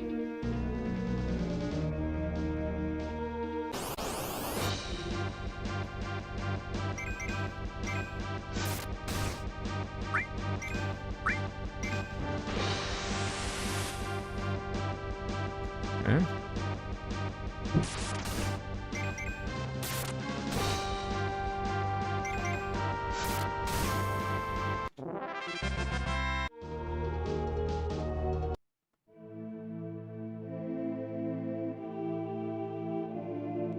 Keep your eyes open for these goblins. The reporters placed them in this area.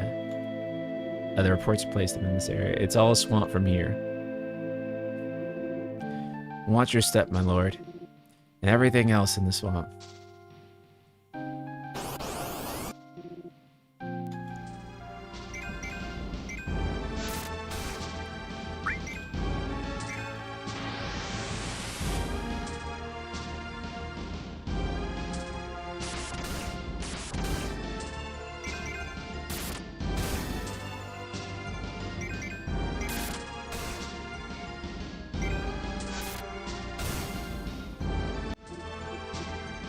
Nice.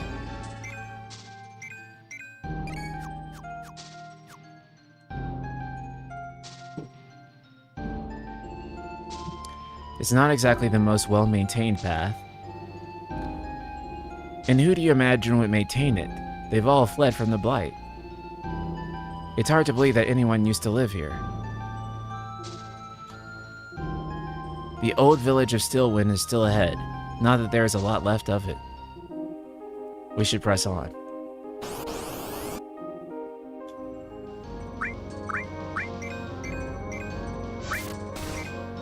You're right, the music is dynamic. That's actually sick as fuck.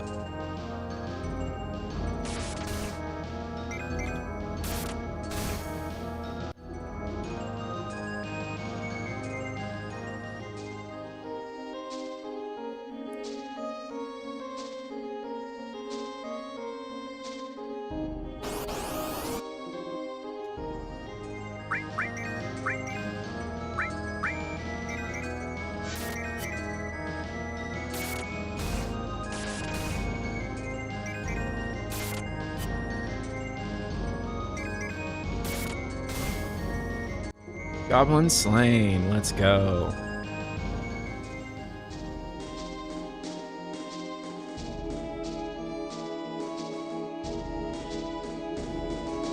Welcome to Stillwind. We should be nearing the old village square.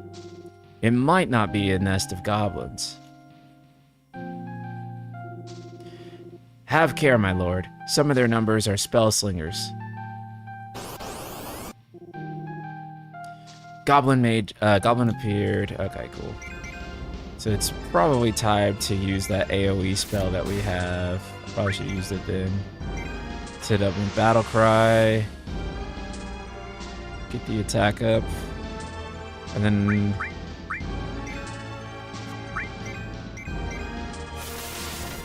use Phoenix Shift and take him out.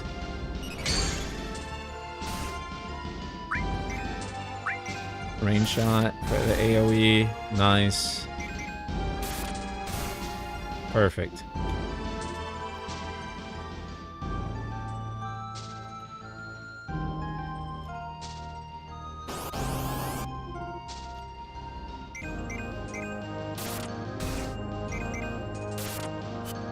Yeah, the fact that they even captured the music this well and have like the dynamic music, it's fucking crazy, man. This guy really loved 16, and I do admire how much he cared about this game to put this together this well. It's pretty damn tight.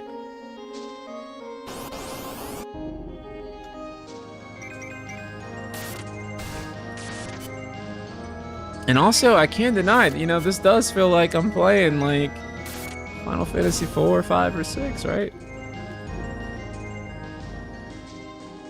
Yeah, clearly a fan of FF16 and classic FF. Yeah. 100%. I've always thought that if Square Enix, like, if they demade the modern FF games, like if you demade 12 through 16, that people would buy them, I would buy them, right? Like, I would buy a demake of 12, 13, 15, and 16. Honestly, Square should do all this for their games. Yeah, I think they should do HD 2D remake, HD 2D demake of all their games. Yeah. I do. I think that shit would be tight. FF15 already has a demake, true. It does. I want this for FF11. Yes. I want them to preserve FF11 in some way, but considering that FF11 just had a massive population increase, I suppose FF11 will be okay. What is guild? Oh yeah, goblin currency, of course.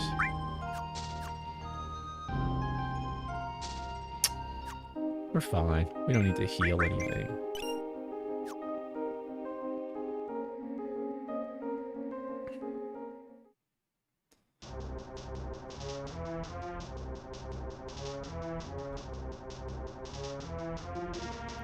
Sneaky sides. We're trapped. My lord. I want Chain of Memories HD 2D. That would be incredible. I'm working on it. Or you know it'd be even better than that? Kingdom Hearts 1 and 2 as pixel games in the style of Chain of Memories. That would go even harder. He's the leader. But we'll have to take care of his followers first.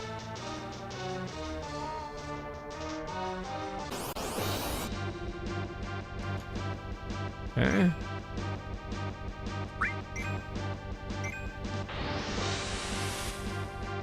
And then we'll hit him with the AoE attack and then Phoenix Shift, I think. So... nice.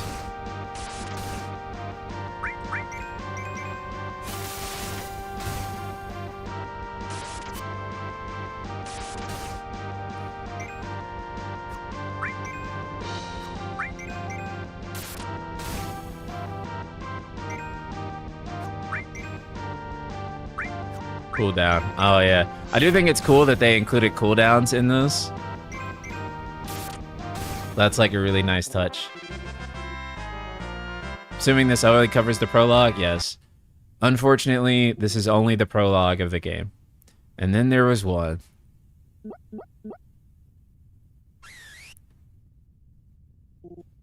Yeah, it does MP and cooldowns, which I think is actually pretty fucking cool.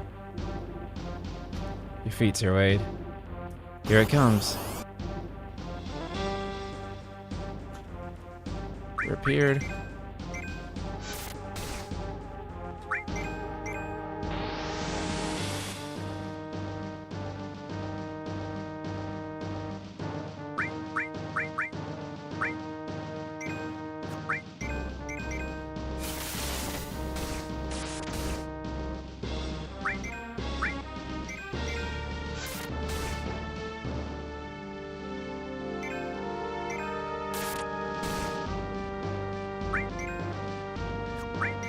Can't use Phoenix Shift again.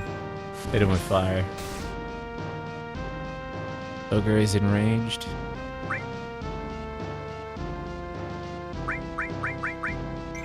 think we just keep attacking him from here, right?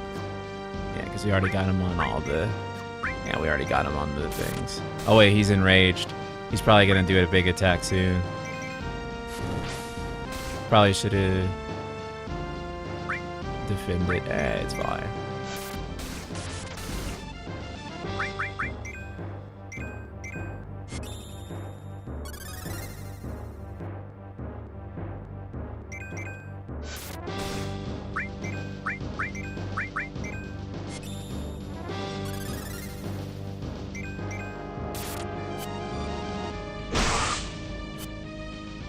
Okay, good deal.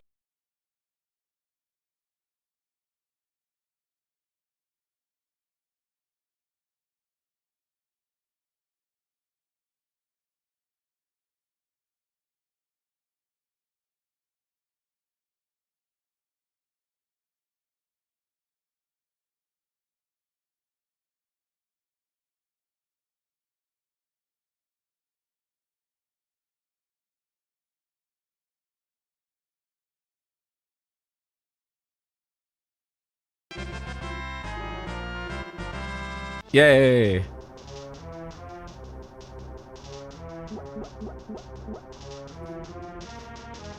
Come back and fight, you coward. After him, before he summons the rest.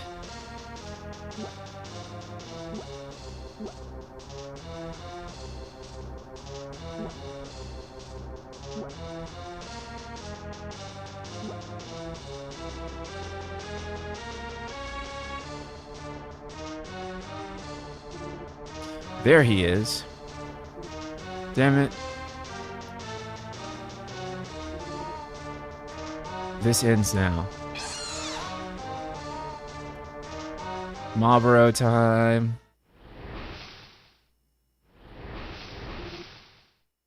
What in the...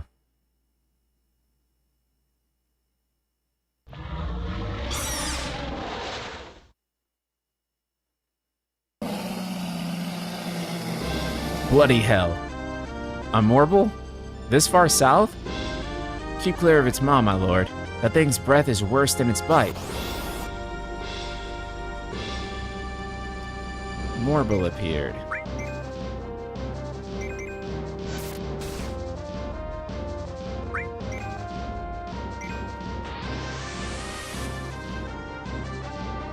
Cammy, what's up?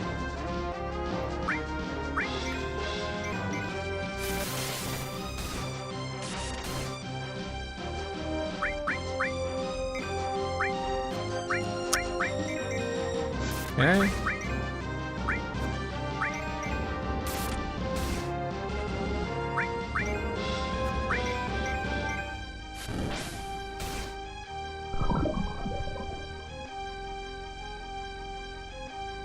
Slowed. Fuck.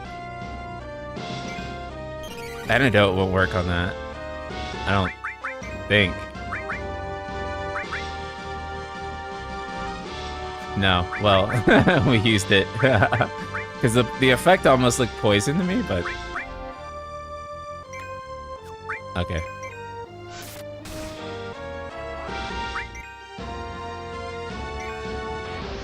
Oh, wait, we already have attack up. Yeah, I was thinking the antidote was like... I guess there's no way to... There's no item to mitigate the slow. It's okay.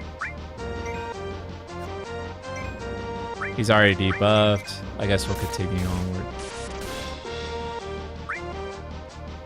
Okay, Clive's turn. Phoenix shifts on cooldown. Let's use fire.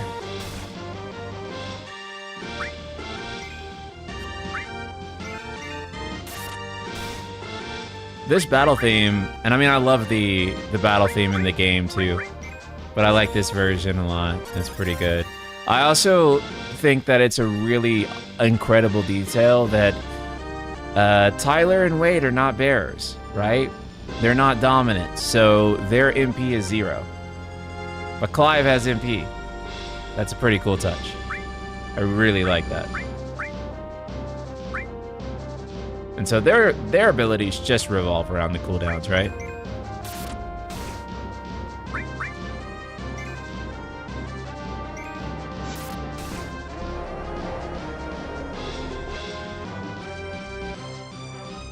We do have eye drops, though.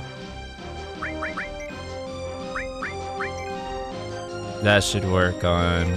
Wait. Is it sleep? Oh, okay. I thought it said sleep. Wait. Oh, wait. It is sleep. I thought it said... Was it blindness? No, it's sleep. We don't have anything for that. Okay.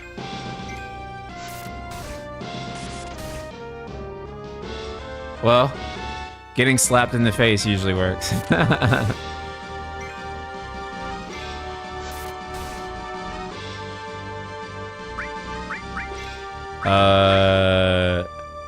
Is our attack still up? Okay. Oh, Tyler's is not. So let's boost him back up.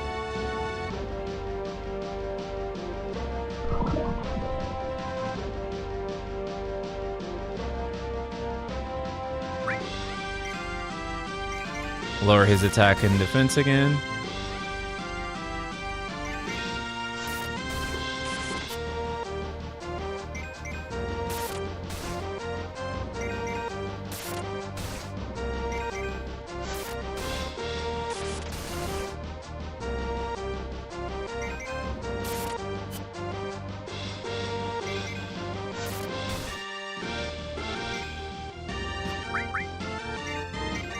Phoenix Shift. Nice.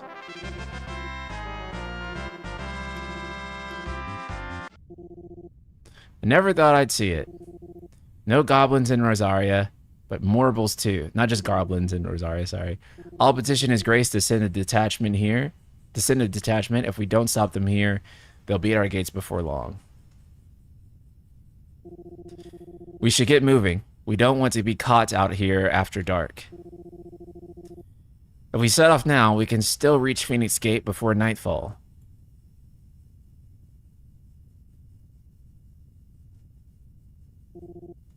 Damned Blight.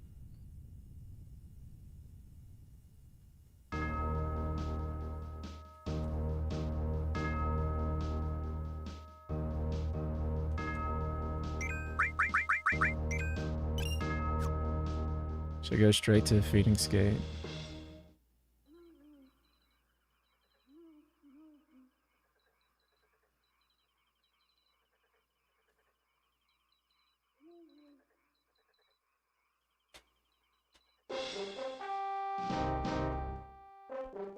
Like how Wade's job is axeman, yeah. Suddenly thousands of red eyes. No, wait till you hear this. Wait till you hear this. His lordship draws his sword. Shing! And the goblin chief comes off, runs off stream. Straight down a marble's gullet. I can't do a good British accent. More ale. More tales. Drink and be merry, boys. We've worked on the morrow. We've worked on the morrow, but it must be gratifying to see your student make such a name for himself. The young lord has a bright future ahead of him. Aye, and one of these nights, he may even deign to join us. Are you unwell? No, father. Just a little tired. Yeah, the link for this is in the description on YouTube. So if you're curious and want to play this yourself, you definitely can. Obviously, this is only available on PC and Mac. If you are on console or something, then you get console results. You can't get cool stuff, cool fan creations. Get a PC. Well, it has been a long day. They all like Clive, don't they? Aye, your brother will be a fine shield. We're all very proud of him. Father, why is it that the dominant is always born into our family? Oh, thank you so much for linking that on the Twitch site, Laro. It doesn't seem fair. We cannot live without the blessing of the crystals, and the crystals work their magic through us. We have been blessed, Joshua. Blessed to be a dominant, to wield the power of an icon. Our family has been chosen to share that power with the people, so that is what we must do. May I be excused? Of course, my boy.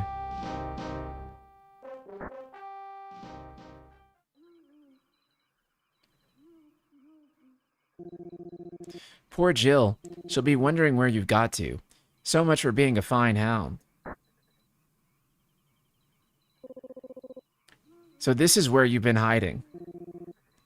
What are you doing out here? I don't see you at the feast. I didn't see you at the feast. Feasts are the only time shields are allowed to take their ease, and I've never been one for cake and ale. It's the vegetables I don't like. Wrong. See, Clive is right. Cake and ale, tons of calories. Joshua, however, sickly ass, needs to eat his goddamn vegetables. Everyone needs to eat their vegetables. If you're not eating your vegetables, I will come into your house and beat your ass. Took me a minute to see Torgal. Yeah, I'm not gonna lie, dog. I didn't see Torgal until I saw your your comment in chat, and then I was like, wait, where is he? But you're right, Joshua was obviously, I mean, not Joshua, Clive was obviously commenting on him being out there and Jill being worried, so. I hear you slew a Morble. Dude, the pixel art for this is so fucking good. What the fuck? All the men were singing your praises. They never used to. When I joined the ranks, everyone thought I was a spoiled little lordling. If I didn't know how to handle a sword, I'd be a laughingstock. The Archduke's firstborn failure. You're the one they really believe in. I'm jealous. That's not true. They don't believe in me. They believe in the power of the dominant. My brother, the Phoenix, ruler over life and death. It isn't fair. It should have been you. I don't have what it takes to be to lead our people. I don't have the strength. But you do. Every man has his duty. Ours was decided long ago, when our ancestors chose to instate the dominant as the Archduke of Rosaria. All to ensure that whenever our nation stood on a precipice, the Phoenix would rise from the flames and drag us back from the brink. The fate of Rosaria sits on the dominant's shoulders. It is your duty to bear that burden. But what about you? I was born to be your shield. That is why I was given the Phoenix's blessing, to keep our future rulers safe, no matter what. However hard it gets, I'll never let you down. Thank you, Clive. I know you'll always take care of me. Before I can do that, you need to take care of yourself, alright? I should go inside. It's past my bedtime. Good night, Torgal. I need to play more pixel games. I love the way your brain fills in the gaps for stuff without you knowing. Yeah, I do feel like pixel games are like reading a novel, and AAA 3D games are like watching a film. And it's just kind of like there's a certain level of cognitive training that goes on when you read a book that doesn't happen whenever you watch a film. And so I feel like there is probably more in it for your brain to play more pixel games than just to play 3D AAA stuff. And that's not to say I don't love both, but yeah. Later that night.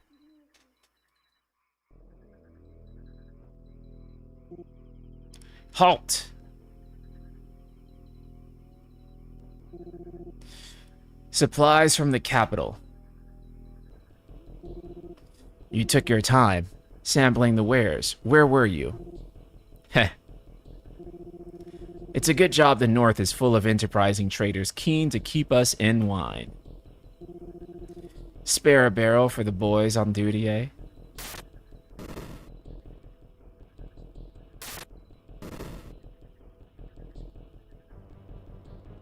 That was so easy, bro. Look at Niflheim, just...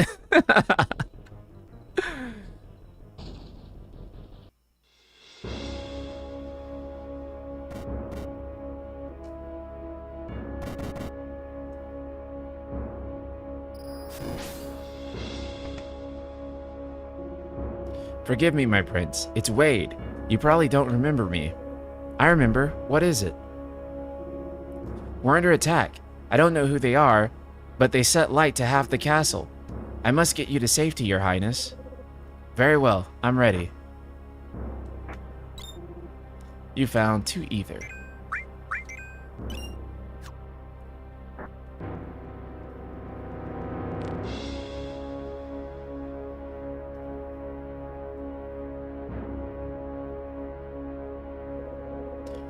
Are the enemy already inside the castle? I'm afraid so, your highness. We must hurry.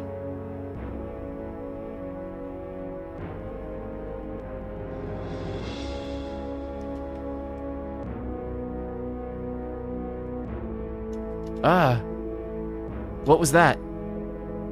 I have to help them. He's so pure.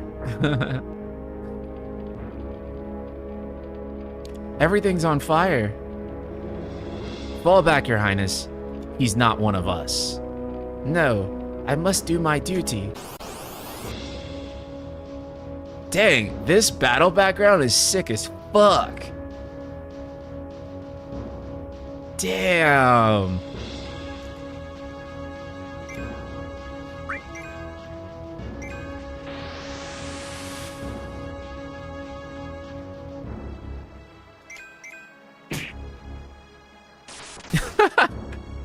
Joshua does 0. His MP is crazy crack though.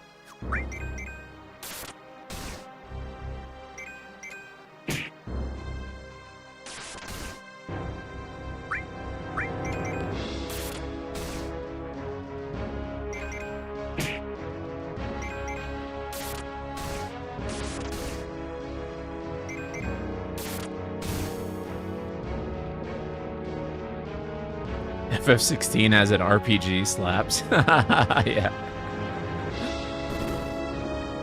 Your Highness.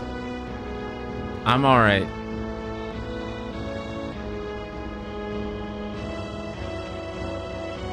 I saw this man at the feast. He was laughing. But why would the Empire do this? They're our allies. We must find my father.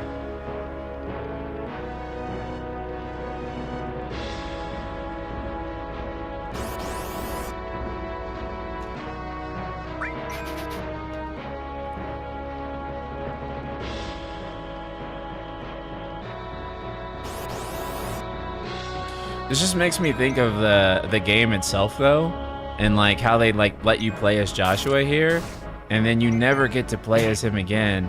And I just think that like they kind of set it up like you were gonna play as Joshua at some other future point, like as an adult.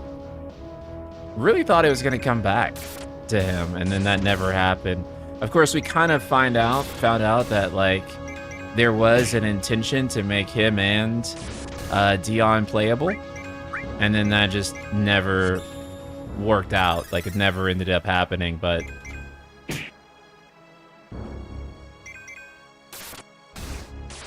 yeah, I thought it would be been interesting if he gave him like a fire attack. I don't think he... Wait, does he have magic now? I feel like he didn't a second ago. Does he have magic now? Oh, what the fuck? Oh, okay.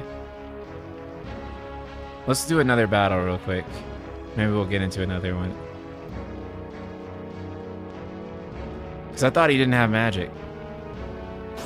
Maybe it was just the first... Wait.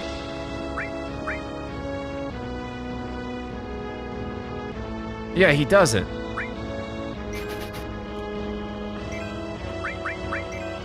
And yet...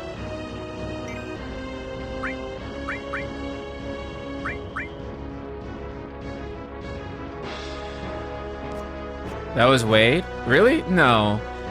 It wasn't. It was... Huh.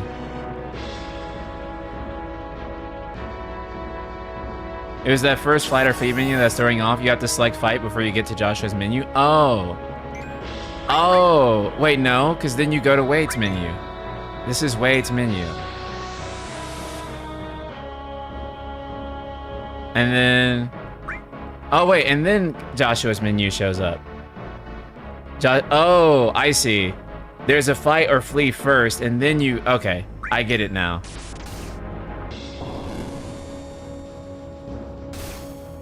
Because Joshua's ATV... Yeah, I get it. I see. Okay, thanks, chat. That makes sense. That makes sense.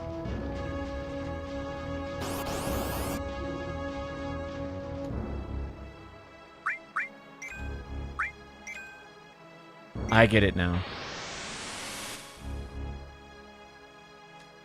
Yeah, I really enjoy the choice of red for the menus. I think that's really solid. Maybe Final Fantasy is too hard, like Nomura said. Yeah. That means no critical mode for KH4, bros.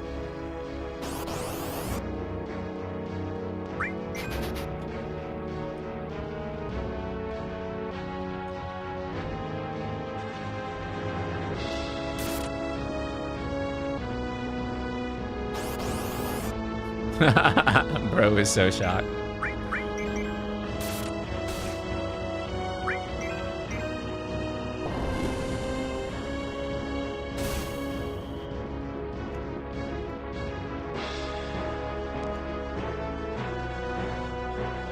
Wow, I stopped him from, well, I didn't stop him, but we did all that and like no item.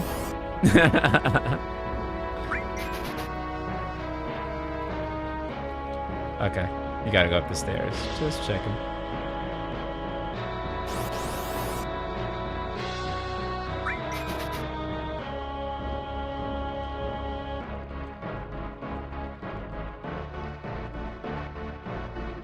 Tyler!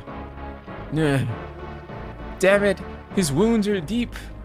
My wounds, boy. I can't save him. Your Highness, don't worry. You're going to be alright.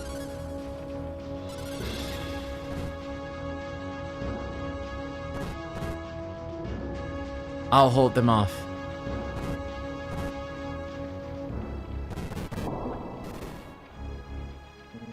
Clive! Joshua, come here. You're hurt. I'll survive, thanks to His Highness. Your Grace, Lord Murdoch. You rescued the young prince. Well done, Sir Wade. I'm in your debt, soldier. Thank you, Your Grace. We cannot stay here. You should make straight for the rear gate. Distant voices. How could you let the Archduke and the Dominant escape? Find them. The north gate is just ahead. There are chocobos in the stables. Father, take Joshua and get to safety. No, I'm not going without you. You're supposed to be my shield, remember? I remember, which is why I'm going to hold the enemy here while you make your escape. I will order our remaining forces to rally at the gates, my Duke. Now go. Joshua. I will do my duty. And you must do your duty too.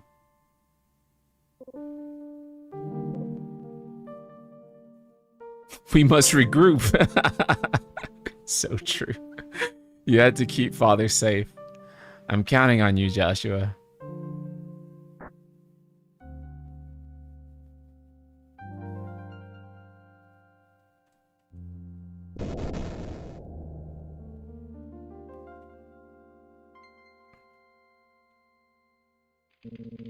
Let us make haste, Lord Rossfield. Rodney, join the party. How long have we been playing? Dang, we got an hour and 2 minutes on this. Online, they said this was like a 30-minute demo. But we've been playing for an hour. That's actually crazy.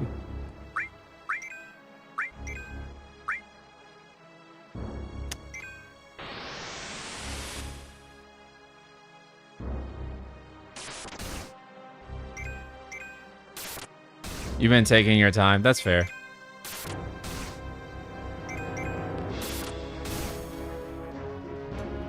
That's fair. Not that that's a bad thing. Yeah. I've been really enjoying it. What the fuck? So many.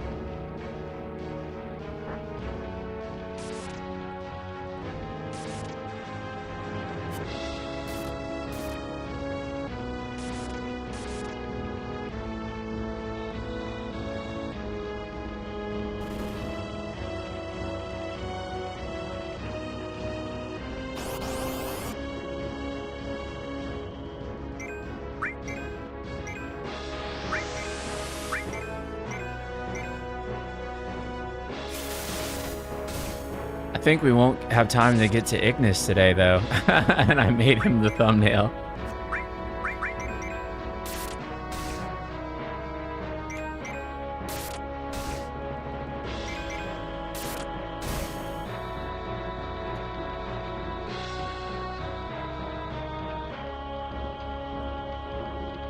Damn it all.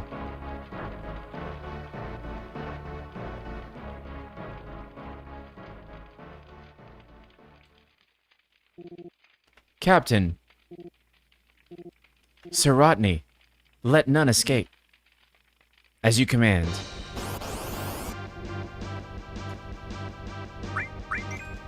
Yeah, this battle theme here and in the OG game, just a banger. But CS3 sound team has never really missed.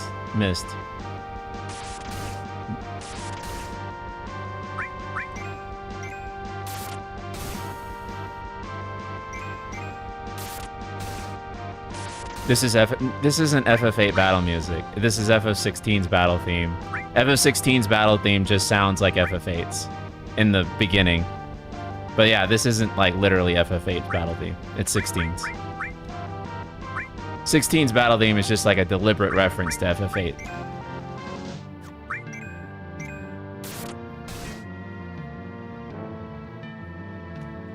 I mean, you're not crazy. It just that they paid homage to FF8, and it really sounds like FF8. What the fuck? Oh shit, our attack's already boosted. My bad. Oh wait, you can double stack it. Oh shit.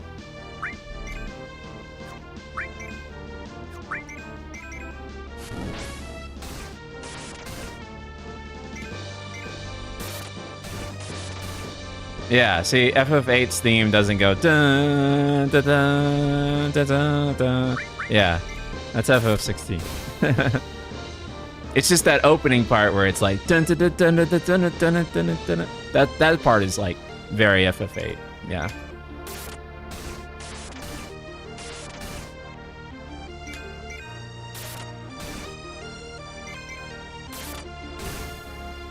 Oh yeah, you're right. We're coming up on the Dragoon fight.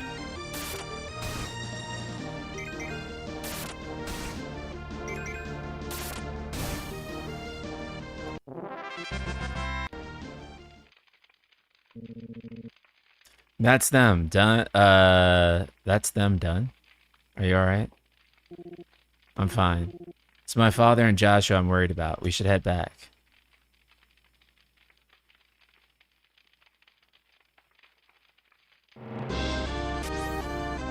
Oh, that's so fucking cool. Clive, look out.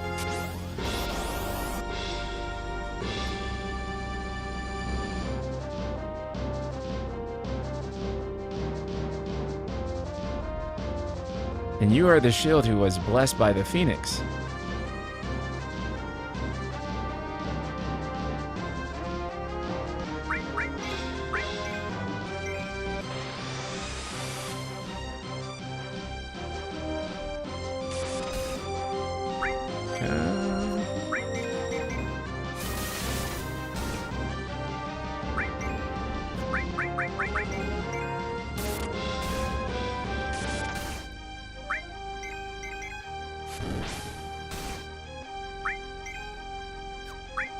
Oh, I didn't mean to guard. Fuck. I was gonna do a second. Well, let's do another battle cry. Since I found out that seems to stack. Yeah. I wonder how many times you could stack that.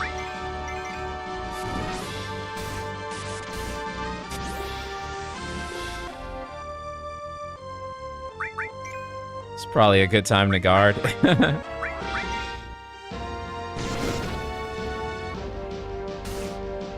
Yeah, that would have fucked us up if we didn't guard.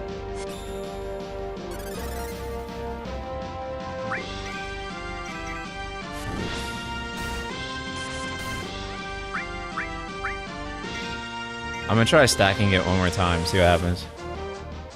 Can we triple stack it? Okay, no, it ends at a double stack.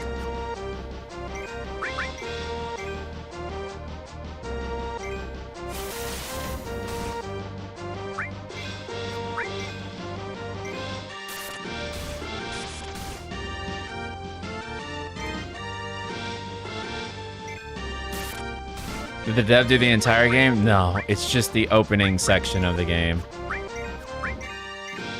Sorry to say. I fucking wish they did the entire game, dude.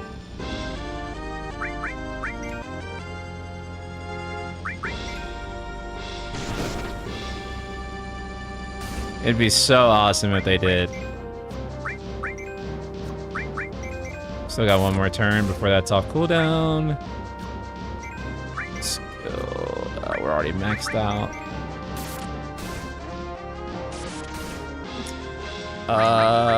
Now it's time to start pumping Battle Cry again for Rodney. I didn't mean to attack. Is Phoenix down? I mean, Phoenix down. Phoenix Shift is off. Okay, well, we can't do that. Make sure Clive is topped off.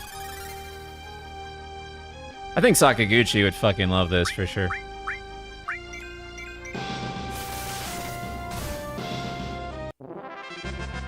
Nice. Are you hurt? I'm fine. So, they sent in the Dragoons. Imperial Vipers. Do they really mean to invade? Dog. I think they do. I think they do mean to invade you. Not yet. Their numbers were too few. They were not here to take the castle. They were here to take heads. Our work is done. We should return to my father. My lord, the Dragoon had on his person a sash. A sash we issued the men but yesterday in Rosalith. If the Imperials are already among us, what if there are others? Father and Joshua are in danger. We must hurry. Take your steed. Among us. Yeah. What was that?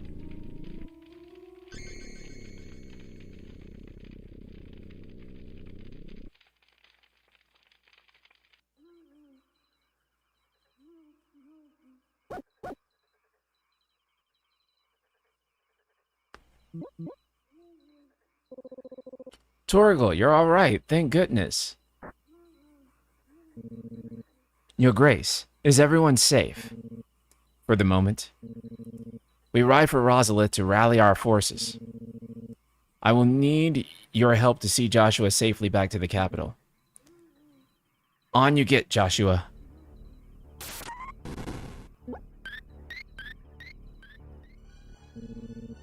I am sorry, Your Grace, but that won't be possible. You honorless snakes. Stay back, I'm warning you. Run, Joshua. Damn. That's actually crazy. That's actually really well done. For a fucking, like... For as good as you can do it in a pixel game, I'd say he did it here. You must do your duty too.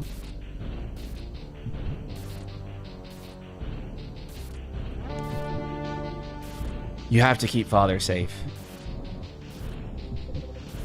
I had to.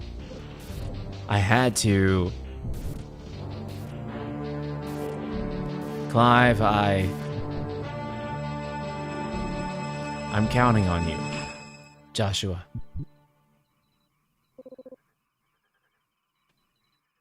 Ah, the yellow eyes, that's a cool touch.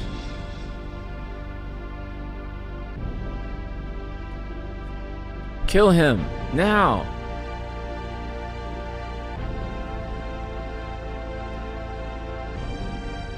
No epic scream from NSP. Could you imagine me screaming in this voice? I don't even raise my voice in arguments, bro.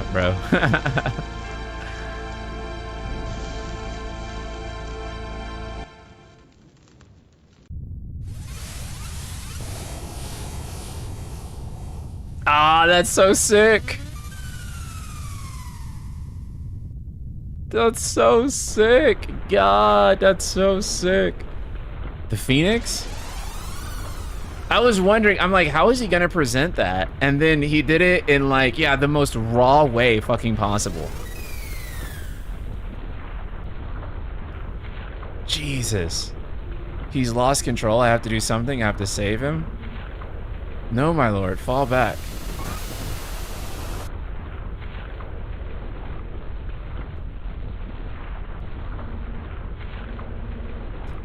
Thank you, girl. If you hadn't pushed me away from that falling rock, you saved my life.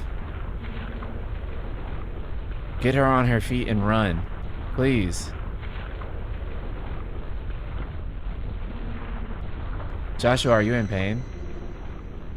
Not now. You're his shield. Do your duty.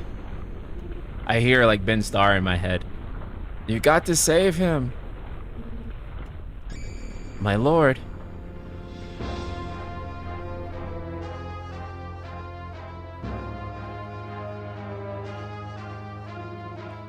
What in the name of?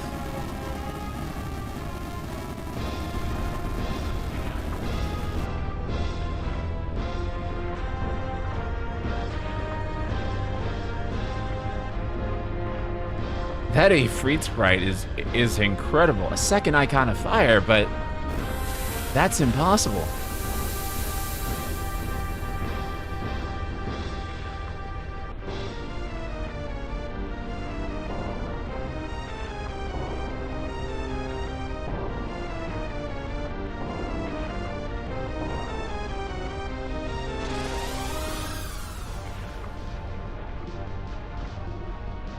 Who are you?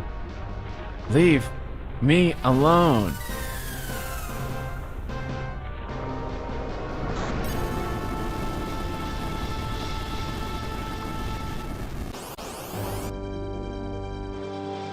Icon of fire appeared. Oh shit. Is there elemental weakness? Fire type damage. Let's try it.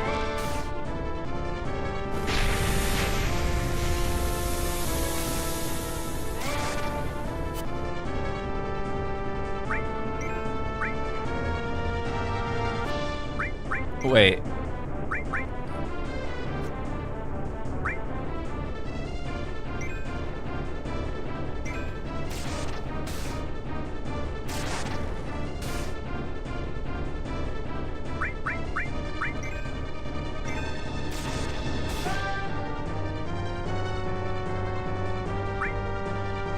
This whole sequence wouldn't work here if there was, yeah.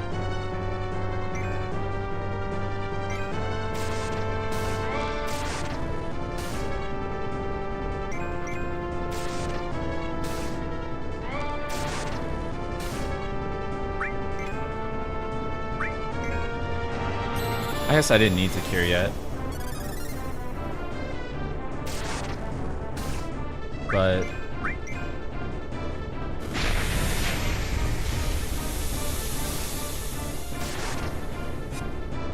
use Torgal. Yeah.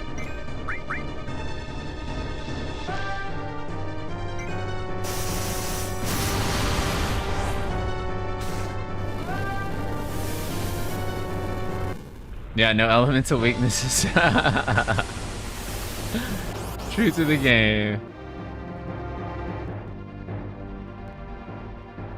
Damn, dude, that Ifrit sprite is so fucking sick. God damn. I like the Phoenix one too, but I'm just like so impressed with the detail on the Ifrit one. Like, what the fuck?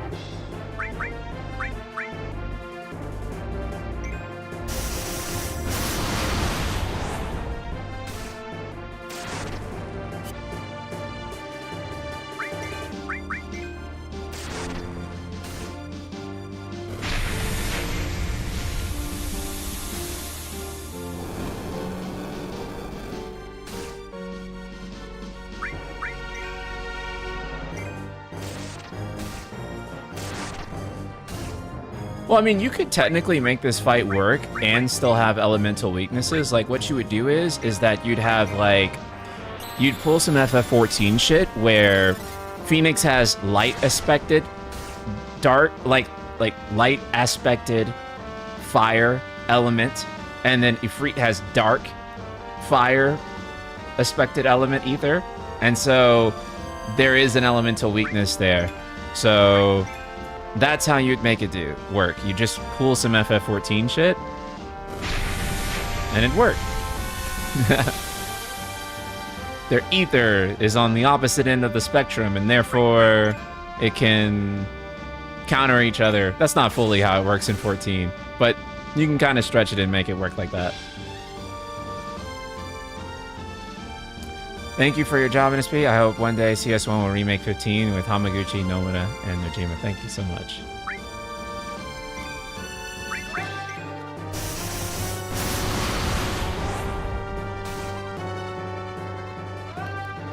Four.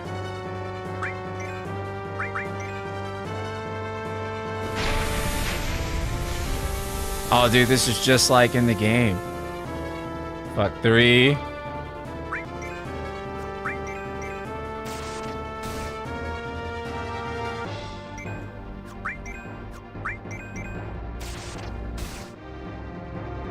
Two.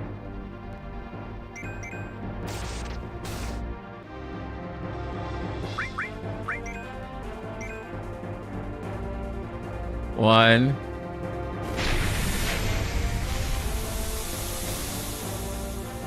Is it gonna be game over for me? Guard, maybe. Too late. Gas Hellfire.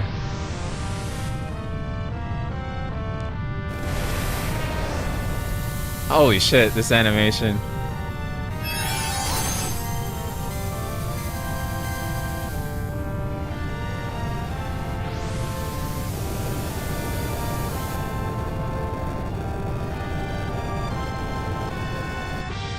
Damn.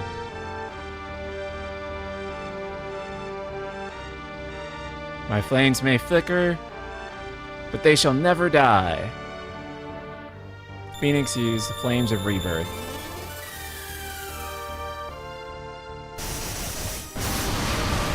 Phoenix uses fireball.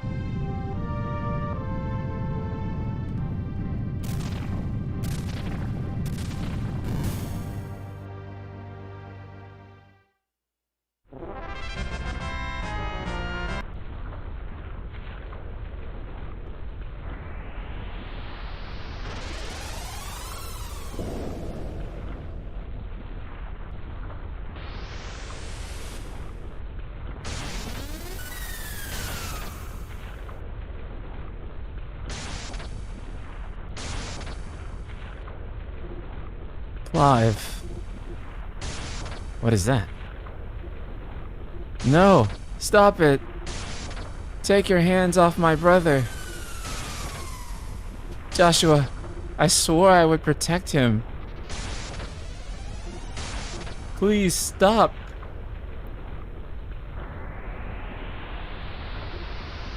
Joshua! No!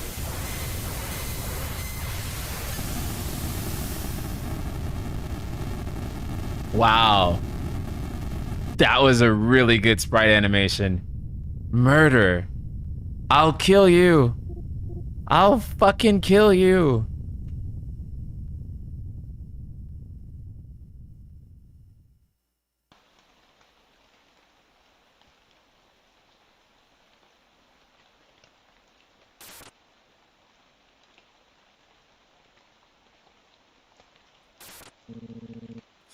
Quite a mess that monster made.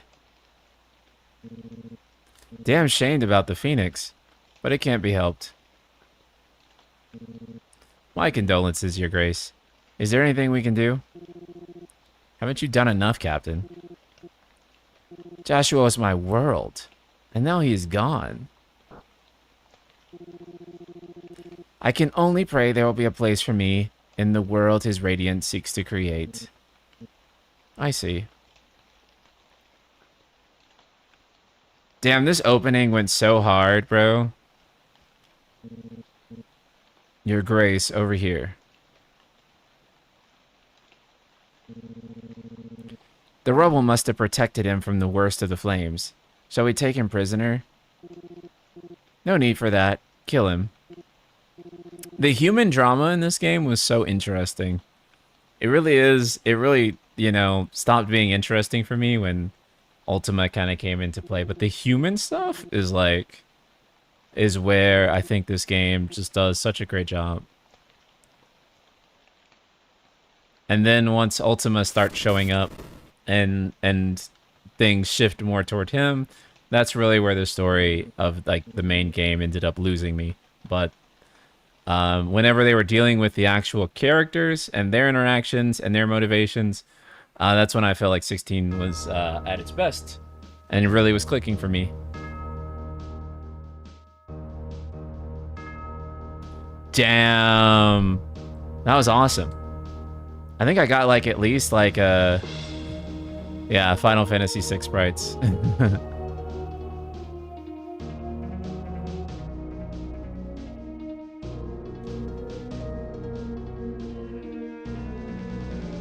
Yeah, Siegfried. Yeah. Oh, okay. Oh, that's why. It was a recolor of Ultima from Final Fantasy VI. That's why I'm like, dang. Why is that that sprite like so amazing? Okay, that makes sense.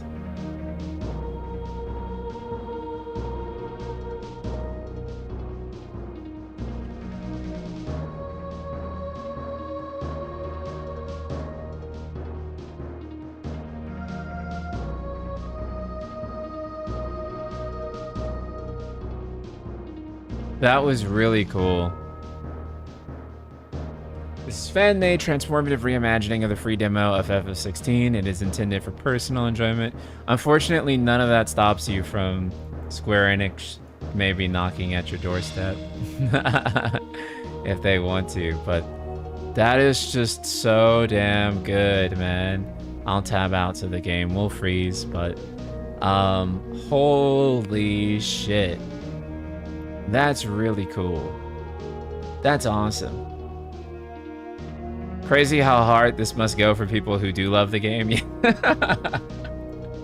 I'm sure for people that really enjoy 16, this goes crazy hard, because this went crazy hard for me as someone who's not really a fan of that game. I really enjoyed it. This is like great. I think I'll make a video on this. I was debating on like whether I should or shouldn't, but then once I played it, I feel like I have to make a video on it. This is so cool. This is like the coolest thing ever. Yeah, I'll look forward to the video on this next week. I'm definitely making one. I enjoyed the fuck out of this. This is really cool. It just really takes me back to playing Pixel FF again. Very good use of FF6 sprites, because I was wondering how they were going to do some of the stuff, but then, yeah.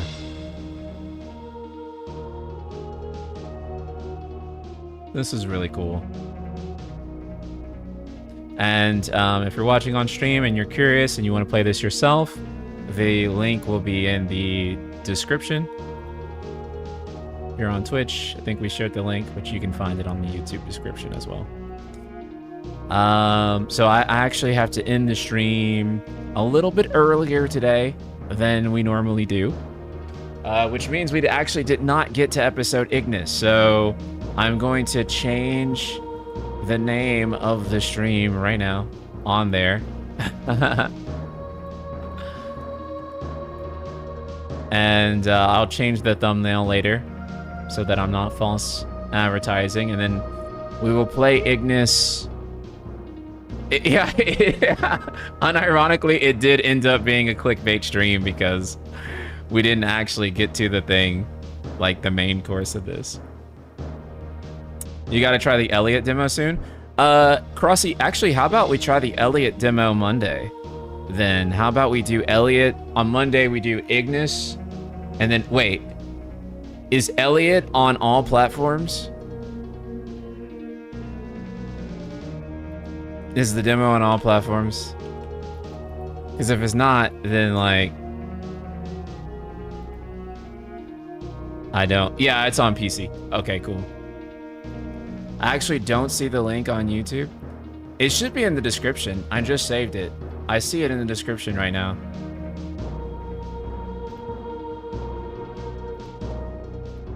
Yeah, this is funny because it really did end up being a clickbait stream, even though I had no intention of it being that. So, okay.